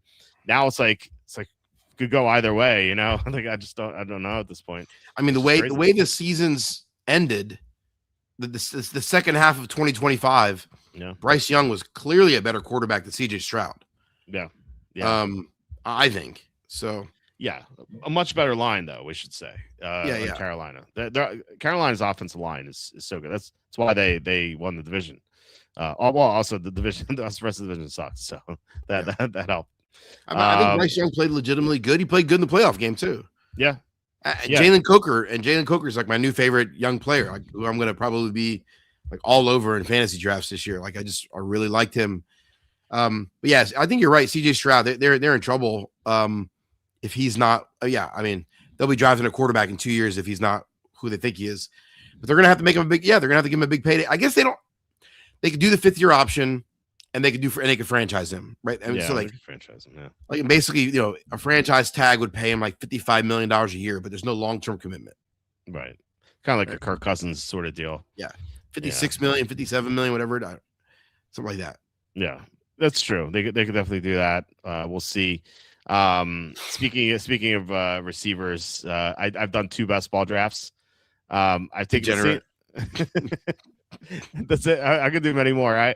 The only reason I haven't done more is because I spent a lot of time reordering my rankings. Because it's still early. Because like I reordered my rankings, and I'm like, I saw like 2 guys missing. I'm like, I don't have Parker Washington or Howard Fannin in my rankings. I'm like, well, how did I miss these guys? So I had to reorder them. So I finished reordering my rankings, but then I did a draft today. I'm like, wait, this guy's way too high. And the guy I drafted twice is a NFC East receiver who's young, who had a couple of really good games last year, and he could have a bigger role this upcoming season because one of the guys ahead of him could be traded. Do you know who I'm talking about? An NFC East receiver. It's kind of like he was an unknown heading into this year. I had heard of him because he was in my mock draft, like the 7th round. Kyle Turpin guy for the Cowboys? Same team, not Turpin. Oh, who's their other receiver there? Ryan Flournoy. Oh, that's right. I was thinking Turpin is but yeah, that makes sense. Yeah, Flournoy when Lamb got hurt in that Thursday game against Detroit, he went nuts, and we bet him over receiving yards. Like I bet him over receiving yards like 3 times in that game. Like he just kept catching passes over and over again. And he has Lamb and Pickens ahead of him, but there's talk that Pickens could be signed and traded because he's a free agent, and like Jerry Jones apparently doesn't want to pay players anymore. So if Pickens is traded, unless defensive linemen from the Jets, apparently, I don't know. Right, exactly. No, if Pickens is traded, Flournoy's like the receiver too, unless they draft someone. Right. So I'm getting him like 15th round. Drafting best ball right now is just like you gotta wait. I gotta wait for at least after the draft. I can't. It's like you're a real degenerate doing it in February. Like this, it's just like there's so much can change after the draft. Like I gotta wait till at least the end of April.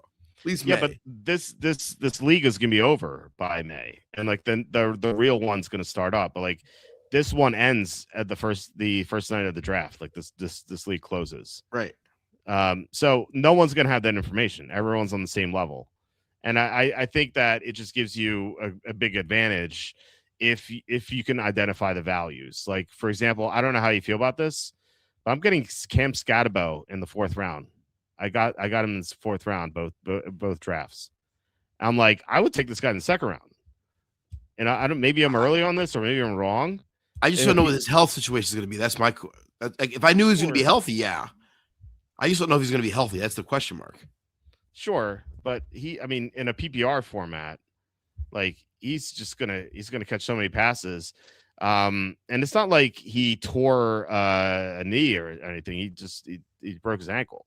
I mean, it was a pretty ugly break, though, man. I mean, it was ugly. Yeah, but it's not like an injury that should keep him out. I don't think, right? Like I suspect he's gonna be ready for the week 1. Yeah, but like I mean, yeah, ready for week 1, but then also like being like is he like will he be 100% like in game shape and game ready? Like I think players sometimes can be a little slow. I think that's the question mark I would have. Is he potentially going to be?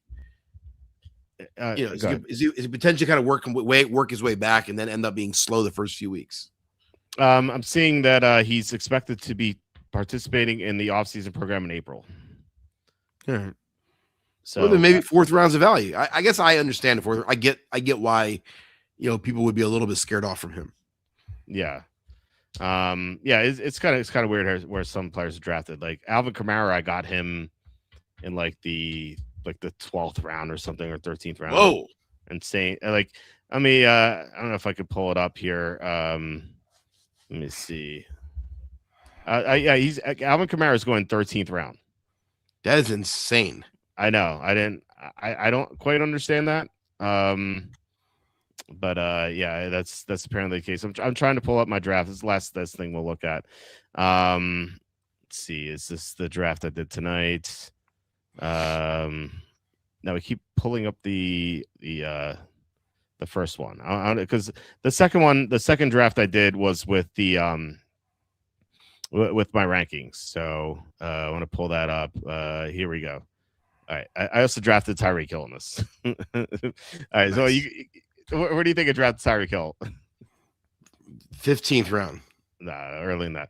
All right. So this is. I wouldn't touch him before that. Like, where is he? Where did he go? I took him 10th round. That's not terrible. Okay, so I drafted. You can see this, right? Yeah. Okay, I drafted in the 10 spot. Both times 10 spot, by the way. By the way, I'm mocking you, calling you a degenerate, but I'll probably be doing this soon. You're gonna text me like, let's draft. All right, so I took Devon Achane at 110, Drake London 203, Bucky Irving 310, Cam Scatterbo 403. Bucky Irving in round 3. Wow, that's good value. It feels like value. Really. That's what I thought. Yeah, because he was going late 2nd last year. I'm very surprised. Yeah, I mean, I saw he was going late 1st in some formats. He was, yeah. Cortland Sutton 510, and then Ramondre Stevenson 603. What are your thoughts before we move on? Ramondre Stevenson 603 is great value. I know. Let me get rid of this comment so you can see the whole thing.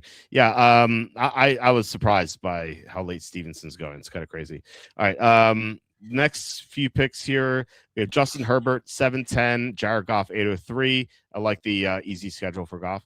Khalil Shakir 910, Tyreek Hill 1003, Deebo Samuel 1110, and Alvin Kamara 1203. I love the Kamara pick there, man. I don't know what to do with the Commanders players. I feel so uneasy about what direction they're going to go. I know. I think they could legitimately bounce back, or they legitimately could totally just fall apart for being old and just decrepit and have to reset in a year. That's one of the hardest teams for me to read going into next year. I agree. But I thought 11th round for Deebo is pretty good. Yeah. Oh yeah. I mean, yeah, 100%. I think he was going like 6th round last year. He was going 6th round last year. Yeah. It's crazy. All right. Next picks. We have Daniel Jones at 1310. AJ Barner, a lot of good tight end values, I think. So I just waited. AJ Barner 1403, TJ Hawkinson 1510. It's kind of crazy. Ryan Flournoy 1603, Jake Tunges 1710, Kirk Cousins 1803. And then the last 2 picks were Jalen Noel 1910, and Matt Collins 2003. Any thoughts on these late round guys? I like Noel. I think there's a potential there with him. Mm-hmm. Flournoy, nice. Tonjes, those are these. Kirk Cousins is an interesting one. Like, it's hard to know what's going to happen with him, but like, I think there's a dart throw worthy there. Yeah. Hawkinson at 15. Like, what is that all about? Yeah, I know. Why is he going so late? Yeah, that's crazy. These so many good tight end values. Kelsey may retire, but still 1506. If he comes back, it's great value. Parkinson 1611. I like Terrence Ferguson. Cade Otton 18th round. Freiermuth 19th round. Gesicki 20th round. Evan Ingram last pick. Like you could just wait on tight end this year. Or you could always wait on tight end, but like especially this year. Hunter Henry, 13th round. Theo Johnson, I like him. Brenton Strange, 12th round. I can Ferguson, 12th round. Andrews, 13th. Like so many tight end values. There's like no reason to take one early. Yeah. But yeah. And by the way, I took 4 quarterbacks here. I usually take 3. But it like dawned on me. I'm like, we don't know when the buys are, and like I think some good leverages here is like you could really get screwed with the buys. Like if you take 3 quarterbacks and they all have the same buy, like you just get no points from the highest like point position in football.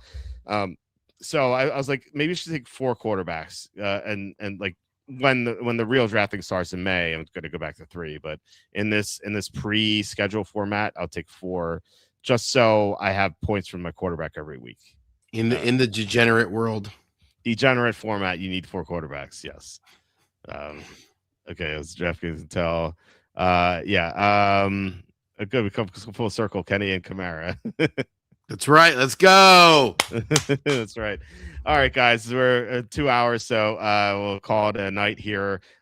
Great to have Kenny back to discuss all this stuff, and hope you guys enjoyed the show. Please hit like, subscribe, comment below, share this video, visit walterfootball.com for tons of content and all free stuff. And Fleetwood, Burns, Fitzpatrick, and Finau. Shout out to Finau for first round leader. Okay, I've Fleetwood for first round leader. I posted my picks, so interesting that we have both the same read on Fleetwood. Golf is back, Kenny. In case you couldn't tell, golf is for old rich white guys. I am not. I'm an old Hispanic poor guy. Well, you could bet on this. Well, actually, never mind. You don't bet, but you could theoretically bet on this and become a rich, maybe not white guy, but a rich Hispanic guy, and maybe you're halfway there. Finau, by the way, is I think Hispanic, or he's something. I don't know. I guess I can choose to identify as an old rich white guy, can't I? Is that of how course, yeah. You can identify as anything. I identify as doctor sometimes.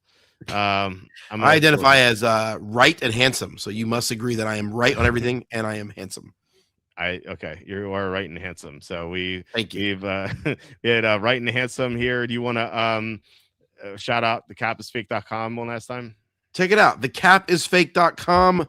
There it is right there. Boom. Oh, wait a minute. There it is. The cap is fake. If you believe the salary cap is real, you are wrong. It is fake. It is easily manipulatable. Like me at IKEA with my wife after telling her, no, we're not buying new furniture. Meanwhile, we come home and with a whole truck full of stuff. Sounds familiar. I am the salary cap. My wife is Howie Roseman. I love those. Like, hey, I bought something that was $300. It was at $90. I'm like, do we need it? She's like, no. But I saved $210. Who cares? We didn't need the same thing every time. It's the same thing every time. Yeah, you gotta love it. Yeah. All right, guys. We'll be back tomorrow with Andy.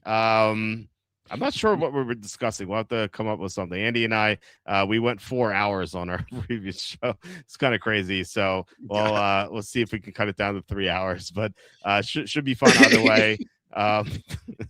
Thursday we have 2 new guests on because Evan will be out until March, and then we'll see if Tom comes on Friday. We'll see. But either way, we'll be back tomorrow, and I hope you guys have a great night. And I'll talk to you later. You the man, Walt. You the man, because you're smart.